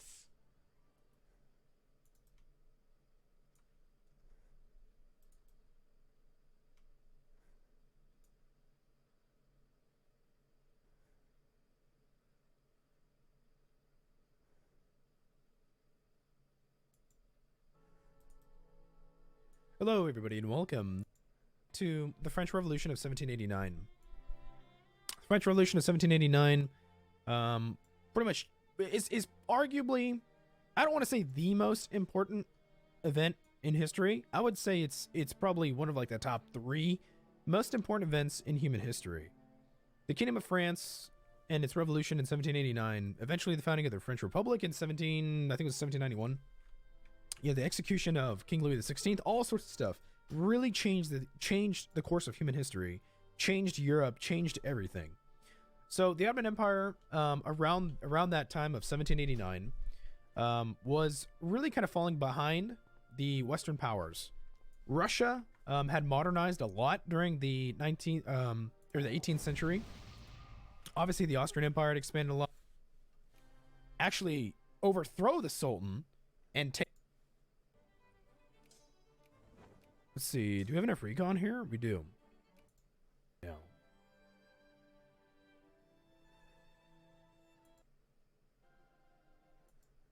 But that would require us to surrender our claim to Egyptian lands, as well as being a front to... You know what? Let's go and send them over here as reinforcements.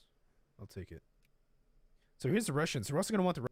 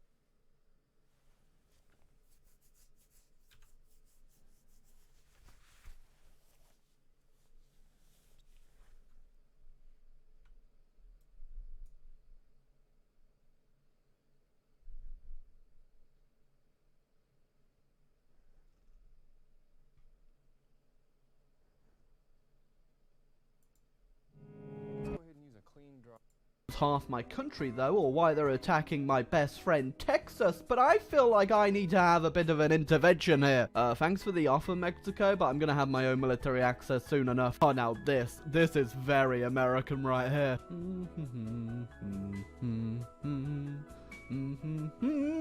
Apparently me going to war to save Texas has caused so much outrage in the world that nobody wants to come to my country. Yes, honey, we were going to move to America for a better life, but unfortunately they're at war with something called Mexico and I just won't support that. You know, not much has actually changed for America in these past 100 years. I'm pretty sure the US Border Patrol is still also chasing Mexicans around. There you go, Texas is going to be free forever and ever now. Until I eat them. I said this last time, but I wasn't really going to plan on colonizing, but 1.9 infamy to take down Worry, that's a bargain. I just feel like my American levels are just really low. I just need to boost them up a little bit. Actually, Texas just wanted to join on their own accord. They definitely weren't influenced at all. Okay, now this is American. We had some peaceful peace negotiations with the Mexicans, and we have peacefully decided that to keep the peace, they should give me half their land. So we've got some border disputes with the British, but I kind of want more. Apparently the British don't quite remember what happened last time they tried to do something like this. We'll give them a bit of a refresher call. Wait a second, my political party changed. I can tax poor people! Oh, there you go. I think the British have remembered. Oh, there you go. Exactly what George Washington would have wanted. Oh, God. Mormons. Now, we could go back to war with the British and figure out this other border dispute with Canada, but I'm going to go ahead and just go for the natural, historical borders that we all know of, because I want to save my infamy for just a little something else. Oh, Spain, what are you doing in America? Go home, you're drunk. Trust me, go home. Oh, I'm at war with someone in my sphere. It's just like real life. The Peruvians have landed in Liberia. Yeah. Oh, now this is just straight up not American. Although saying that, give it like an extra 150 years. Yeah, so if you wondered what I wanted to use all that infamy for, well, there you go. I wanted Cuba and Panama. Also, yeah, knock knock Japan. I'm sure this won't come back to bomb us in the Pearl Harbor. So I have a medium-sized army at the moment, but I'm pretty sure they might have some political leanings I don't agree with. Why the hell are Bavaria and two Sicilies great power? And why am I only number 4? Just realized in the loans I've given out, I've given some to Greece and Serbia. I don't think I'll be getting that money back. I'm gonna do a social reform to get more people to come in. I think I might do healthcare. Oh, well, Britain's declared war on me because they want to get their cause back, but clearly they've forgotten, and more importantly, they brought their little bitch boy Denmark with them. The anarcho-liberals keep rising up in California. It's just not funny. It's just not funny at all. So, it's 1866 and the Confederates haven't risen up yet, but they have a Confederate liberation movement. I'm just wondering where exactly the Confederates are. An election and the Republicans got 95% of the vote, but they still formed a coalition with the anarcho-liberals. The Republicans and the anarcho-lib... What the fuck? I'm gonna be real with you, France. I don't think you should be wasting your time trying to humiliate Korea. Oh, look at this. Typical Russian interference in American geopolitical affairs. Giving us land, but what does it mean? What's the secret meaning behind it? Putin bot! I know we've been getting a lot of weird Italys, but this one really takes the cake. It's 1870, still no sign of the Confederates, but apparently the southern states have a more likely high chance to spawn militant socialists. Yeah, I'm not sure if I glitched it or not, so I just looked up the event for the American Civil War, and I just used a command to activate it, because I don't want to miss out on a cool meme. And all the slaves will be free in America, but you won't actually be treated equal for another 100 or so years, so good luck with that. I'm glad we had the time during our Civil War to go find an Egyptian tomb. You know, I do love a good seaside holiday. You got the right idea, Sherman. There you go, and it's over in 1874. Sorry it was so late. Hawaii? Never heard of it, but you know what? I'll take it. Oh, now this is America! Yeah, don't mind me just stealing British colonies. Oh, thanks, France. That's very cool. You made us a big statue. I'll put that right up there on the refrigerator. I just got the event for the Spanish-American War, but I kind of already took Cuba, but I'm fine going toward them again. Let's go get some more land. No, France, when you said you were bringing that big statue over, wasn't expecting you to bring your armies too. But look at that, we found another tomb in Egypt. Why the hell are we still in Egypt? I do this every time. I'm always like, hey, I won't do any colonizing. I'll try a bit historical. But then, bam! Americans took over. Yeah, speaking of colonizing, this northern part of Papua New Guinea, very popular, apparently. Oh, God. It's Putin! Yeah, recently I've been pretty late to this whole China game. You're supposed to do it pretty early for the tax benefits, but you know what? I took a bit extra this time round. Well, free war call on Denmark. Might as well go over there. Yeah, unfortunately Denmark's still out of Britain, so we can't do that yet. Also, why? Oh, France wants to be my friend again, even though they came over here and pulled a little sneaky on me and invaded me. So, I don't even know what's going on here. I think Italy's getting their claims. Never mind. Hold up, this isn't even over Italy's claims. Britain tried to get Eritrea off of that. It's a world war over Eritrea. What? This is the most pathetic Great War I've ever seen in Victoria. Austria's actually been pieced out already. It's just Germany and Italy. Oh, Italy's about to switch sides. Right. That right there is disgusting. Yeah, you see, we gotta get them before they learn how to fire guns back at us. Isn't that the most unrealistic thing in this whole game? Hey, I don't mind me, just having to deal with an army of 300,000 angry socialists in Washington, D.C. Denmark just discovered fascism, right? That's it. I can't stand for this anymore. Just when I'm having some fun with little Denmark over here, Britain has to get involved as usual. Oh, great. Now everybody's involved. So a highlight of the Second World War is when the Turkish soldiers tried to cross into France through Germany, which they had military access through. Didn't go well. Yeah, I haven't even landed in Britain. We've just stomped them so hard we don't even need to, and they're already willing to capitulate. I mean, I gotta say, this new military base over here in Europe's pretty damn good. Who does this flag look like it's just the Irish one that's been washed a few too many times? So once again, I didn't really get any of the important colonies in that Great War. It just all went to France, but yeah, it's better than nothing, I suppose. Anyway, I built all these nifty destroyers to take on the British, but the British never really brought their navy out, so I think we need to go ahead and try do this again. So I declared war on Ireland because they're in Britain's sphere, and apparently Ireland has a big navy. Oh god, the Irish Navy is just 58 man of war, so I mean, while I'm using destroyers and battleships against them. Oh god, I'm gonna need to bring in some reinforcements because this Irish army is on steroids. So yeah, I brought in my reinforcements to deal with the Irish, but then the Irish brought in their reinforcements, which apparently are the Germans. You know, Ireland, I'm a bit of an Irish person myself. 1/16 on my grandpapa's side, to be precise. Oh, that's quite a few angry British people trying to cross this strait. Yeah, things are pretty fun in Britain right now with the communist revolution and me fighting their army and everything. Oh, there you go. Britain's gone communist. Now, when they said the American dream, this is exactly what they meant. Oh, and now Scotland wants me to back them to become free. So sure, Scotland, why the hell not? Yeah, that whole communist revolution didn't last that long because now they've gone fascist. We are not surprised to learn that Italy has honored our military alliance. Really? I'm actually quite surprised. Also, yeah, I'm invading France. I'm just repaying the favor from earlier. Also, look, I brought my own giant statue of a tank. Finished my war with France, but the English are trying to retake Scotland, which we're just not going to stand for. So you see this battle right here? It's been going on for a year.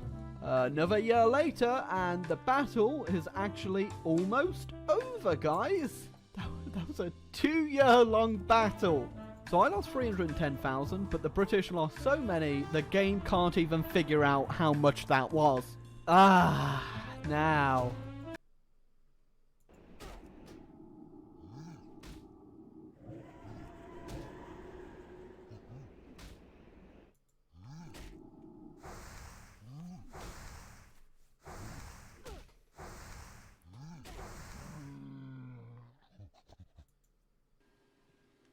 What? Talk to you. No way. Let me talk to you. Let me talk to you. Let me talk to you. What a crazy bitch. Yo, I want to see this dog pop off. Let's go.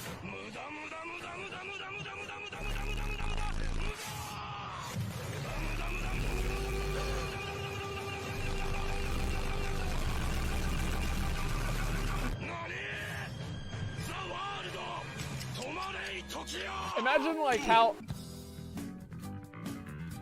Imagine how that gets started. Like, yeah, I was beating the shit out of my dog and he started hitting me back, so I put some gloves on him and we just had a boxing match. He was chubby? Yeah, he's a bit...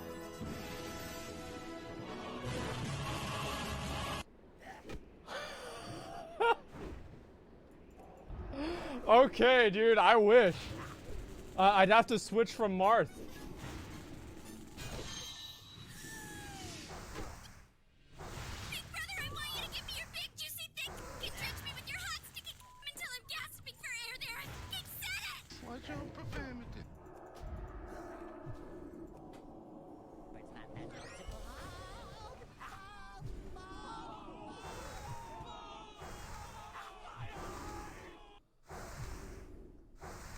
Okay, dude. Hey, why don't you go back inside, man? I'm just trying to bother my breath. Hey. No. Son? Dad? I told you. Ah, yes! There we go. I love it. Turn it up. I'll turn up the sound, okay? I don't know why it's low. So, the light's vaunted justice has finally arrived. Shall I lay down Frostmourne and throw myself at your mercy, Fordring? We'll grant you a swift death, Arceus. More than can be said for your countless, what was it? Countless victims?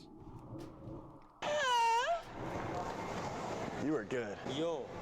What? It feels good. It's good. No. Okay. Oh, lower? Yeah.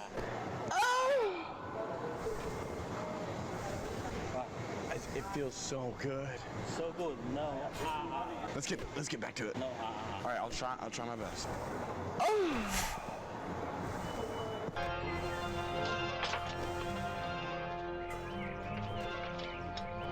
This is 1995.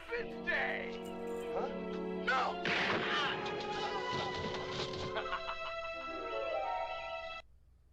Fuck him, dude.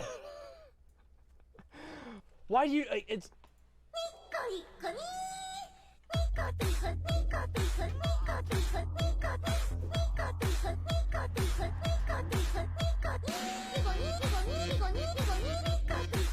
I was really worried it was gonna have the N-word in there. Like, okay, thank God we got by that one. It sounded really close. I was like, thanks, really appreciate that one. That's great.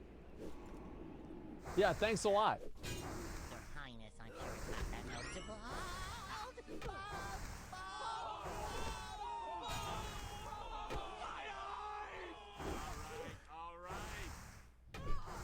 Yeah, it sucks, okay? It fucking sucks. If I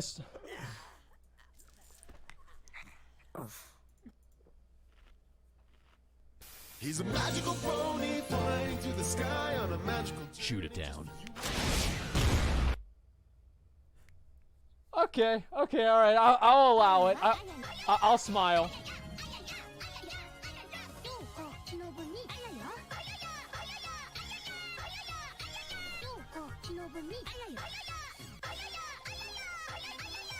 Wait, that's such a good idea. I can watch a stupid fucking video for 10 hours.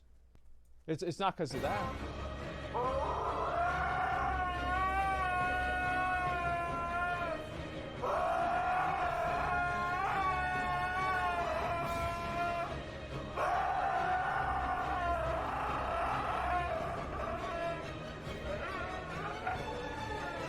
That video will be a lot funnier whenever I play the game. At this point, I'm just like, wow, that's a dog making weird noises, and I'm sure there's a thing in there. It probably also makes weird noises.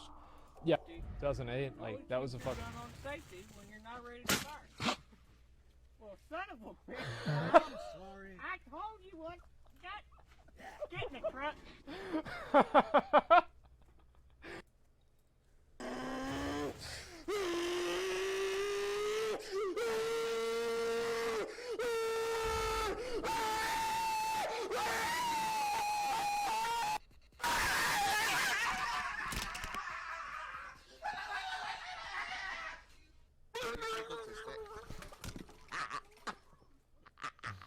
Get out of my fucking head, please! All I know is I'm knocking everything. Oh shit. Yeah. I love Greek talking in the background is the best part of this. Like that's the only good part is like just Greek talking in the background, just having a conversation. Hello, darkness, my old friend. I've come to talk with you again. It has to be a joke. I do not believe this is happening. I'm literally about to fucking kill myself, and I'm not kidding. You better fucking fix this shit right now. I literally am gonna die. I need an ambulance. I can't believe That in her lifetime, she deserves to be the first female president. And that's what makes me so sad. Is that Miley Cyrus?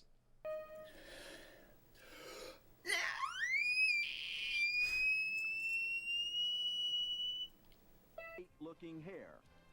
Just spray GLH on and it instantly covers your bald spot, leaving you with great looking hair. And ladies with thinning hair or bald spots, GLH solves the problem instantly. Yeah, GLH it's is not a paint or a cover-up. It's an amazing powder that clings to the tiniest hairs on your head. It actually builds on itself, leaving you with great looking hair. And the GLH hair system is not expensive. Wow, that's incredible. This is the first time. Does that work? I told you again, no drinking on the job. If I catch one more person drinking, you're fired. Popple? Oh no! Oh no! Oh yeah! Oh no! Oh no! Was this? Oh, the Kool-Aid man! I just got it now. What the fuck? I didn't even think of that. I actually really think these videos That's the are cheese great. right there. Just And like look at this pepperoni with all the oil on top. You can see that? Yeah, we see it. Nothing but some lip balm. All right, so let me eat this pizza out. Cause okay. Actually, you know what? Actually, you know what? I wonder what he was about to do. I'm really curious. Actually, you know He what? probably had to take off his pants. You tried these new berries and cream Starburst? Pardon me. What kind of Starburst did you just say? Berries. Berries? Berries and what else? And cream. Oh! Oh! Berries and cream, berries and cream. I'm a little lad who loves berries and cream. Berries and cream, berries and cream. Oh, I'm a little... What an embarrassing attempt to make a viral joke. Hard gay razor salmon social experiment. Wait, what? Okay. Oh no! Oh no! Okay.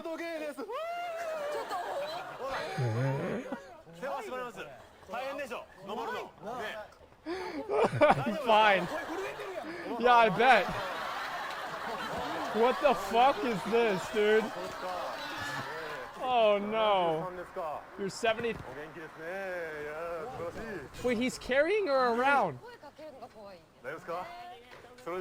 Imagine if a weird man in short shorts and full leather asked to carry you across a bridge. Would you say yes? I guess so. That'd be okay. Okay, second guy. This is actually funny. Okay. Okay.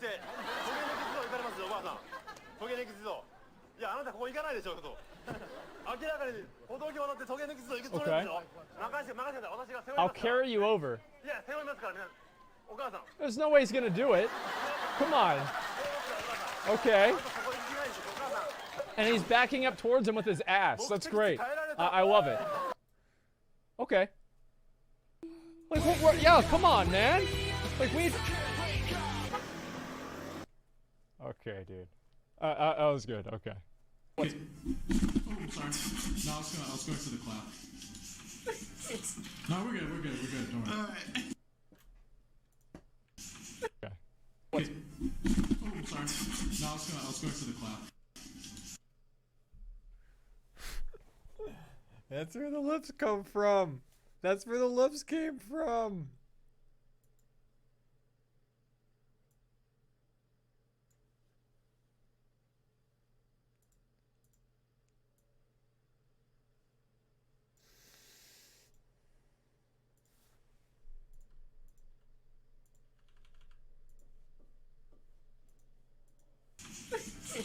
No, we're good. Don't worry. Alright. Oh my god, that's... He did the thing! He did the fucking thing! Oh my god. Ghostbusters 3? There's no way. There's no way. There's no way. No, there's no way. This has gotta be fucking fake. This has to be fucking fake. Because there's no women in here. It's 2019.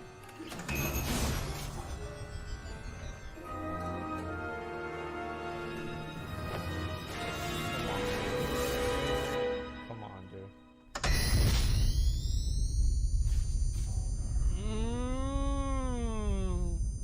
You know, I've never actually watched all of Ghostbusters. Never. I've never seen the whole thing before. I'm actually kind of curious now that people are talking about it. Is it real? Yo, if that shit's actually real, that's amazing.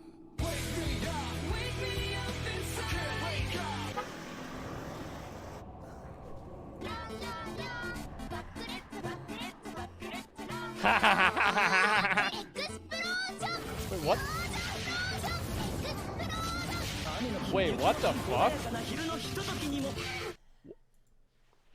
Where the fuck did that come from?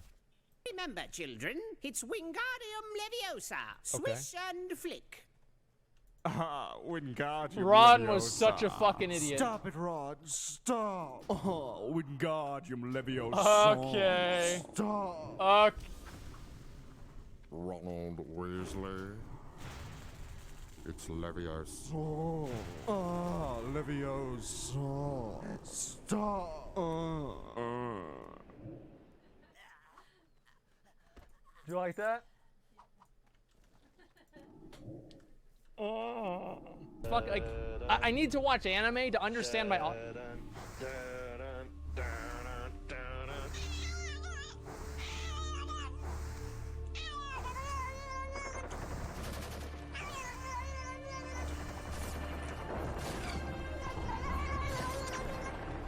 You obviously know that part's not real because they're not playing Fortunate Son by Creedence Clearwater Revival in the background. What do I do, Lord? Destroy the child. Corrupt them all. This is their plan, people. These are demons. Oh yeah, I saw it was stupid.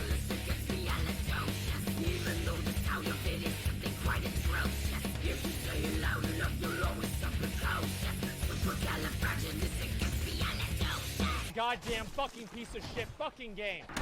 Fuck.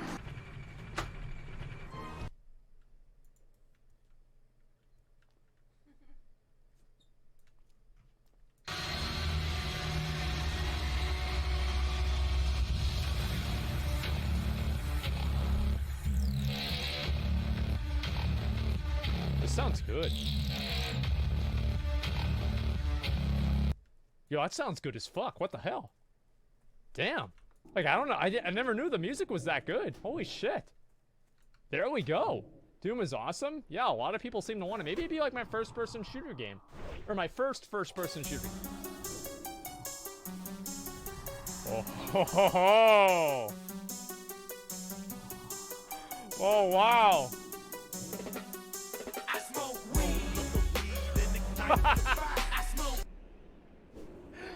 Oh man, that's the first one. I wish it went on longer. That shit is fucking funny. That was good. It's an interesting concept. Excuse me, this Raisin Bran's got 2 scoops. So? Well, I don't deserve something this special. Why not? Well, I haven't done anything good enough to deserve the 2 scoops of Kellogg's. So just give me the ordinary stuff. You must have done something good.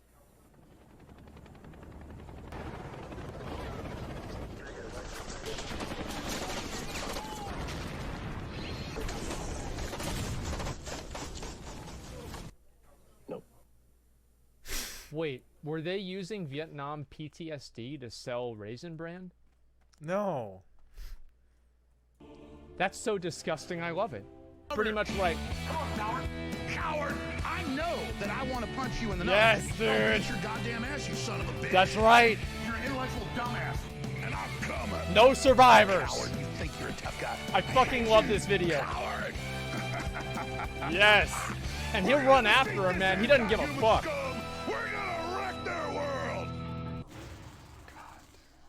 Yeah, there's no gay guy without the shirt on. Like, what the fuck is this, man? Like, we've been scammed. Ladies and gentlemen, I have some bad news. I did not get the job at Fruit Loops. My body is now your communion. Please eat from me. Eat from me. Drink from me. Drink from me. Drink from me. Drink from me. Please eat from me. I like how nobody's talking. They're just getting the fuck away from him. I got nothing. No, you can't. I'm surprised he didn't start eating, man. It's like, if you're homeless, a meal's a meal. I mean, you gotta eat it out of somebody's fucking hair. Hey, you know? You take what you can get.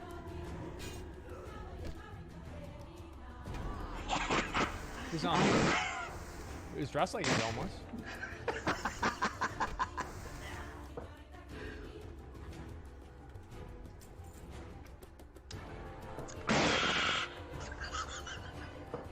I saw some come out.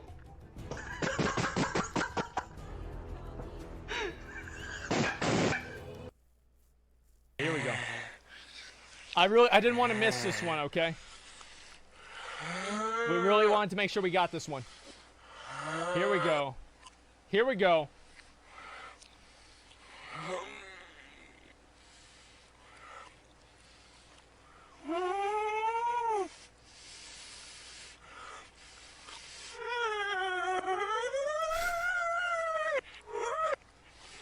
This is terrifying. Wait, what the fuck? Are those anal beads?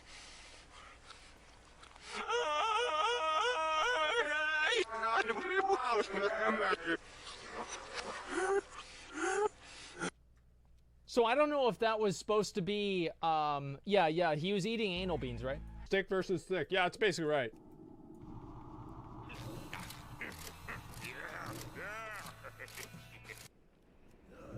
That was actually really clever. I like that. Oh, this is back whenever her boobs were triangles. Yes. I never played the game back then, actually. Like, I didn't like playing Tomb Raider because the game made you play as a girl. If there was a male option for Tomb Raider, I would be able to play it. But, you know, with it's just like not really. I mean, the thing is, like, I mean, it's like I don't like to be a girl. I don't like to play girl characters. It's like weird. Like whenever I play Fortnite, I automatically get assigned a girl character. I feel weird. Cheeto.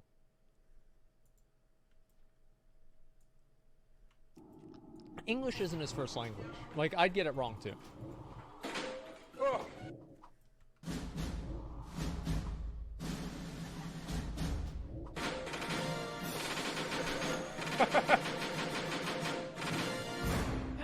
Okay.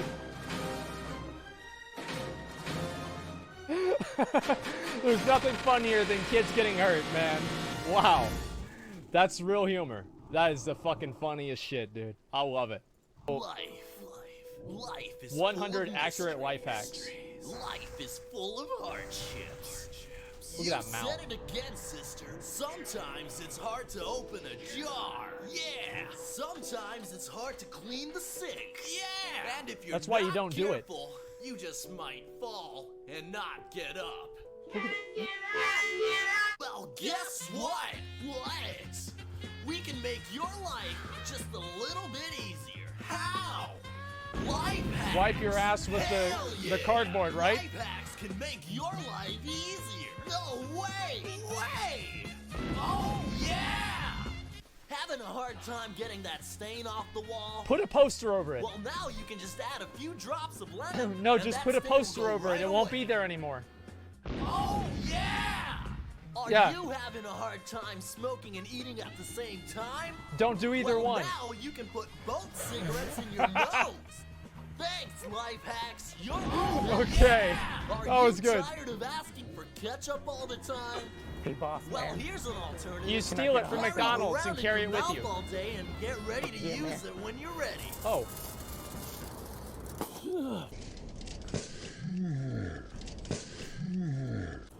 Oh, yeah. Okay, I didn't hear the mouth part.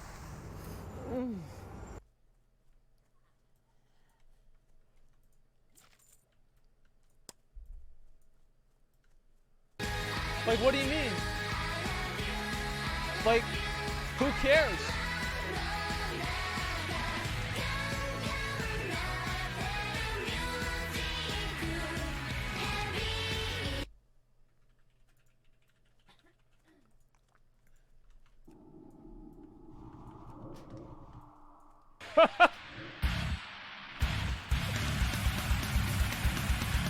Wow. This actually kind of makes me a little bit nervous.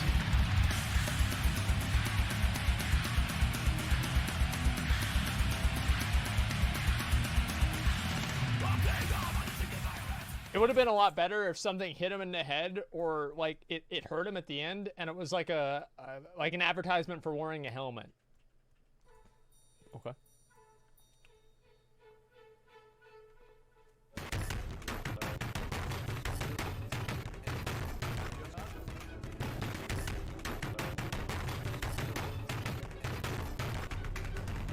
Stop feedbacking!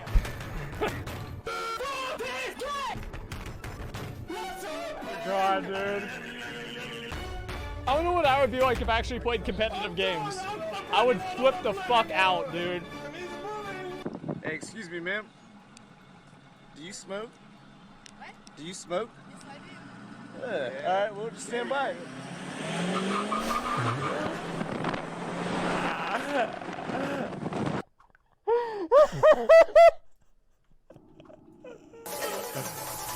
What the? Psychedelic bungee jump.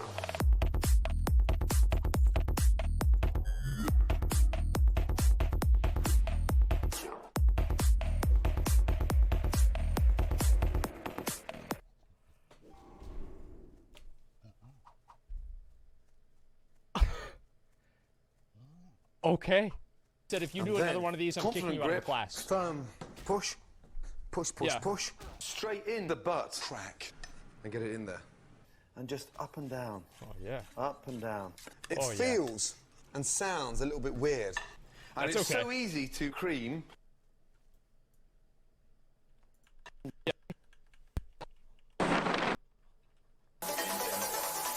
What the? Psychedelic bungee jump.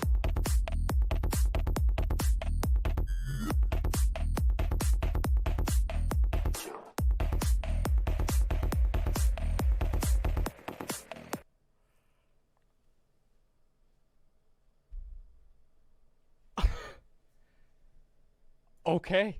Said if you And do another then, one of these, I'm kicking confident you out of the grip, class. Firm push, push, push, Yeah. push. Straight in the butt. Crack. And get it in there. And just up and down. Oh, yeah. Up and down. It Oh, yeah. feels and sounds a little bit weird. And That's it's okay. so easy to cream. Some of those cut together things are kind of clever. I'll give you that. じゃあその頭部の肌色の走行は。いやこれ肌だから。いやしかしそれでは先生が。ということに。ハゲてんだよ。 Hammer Squad. Ooh, this is nice.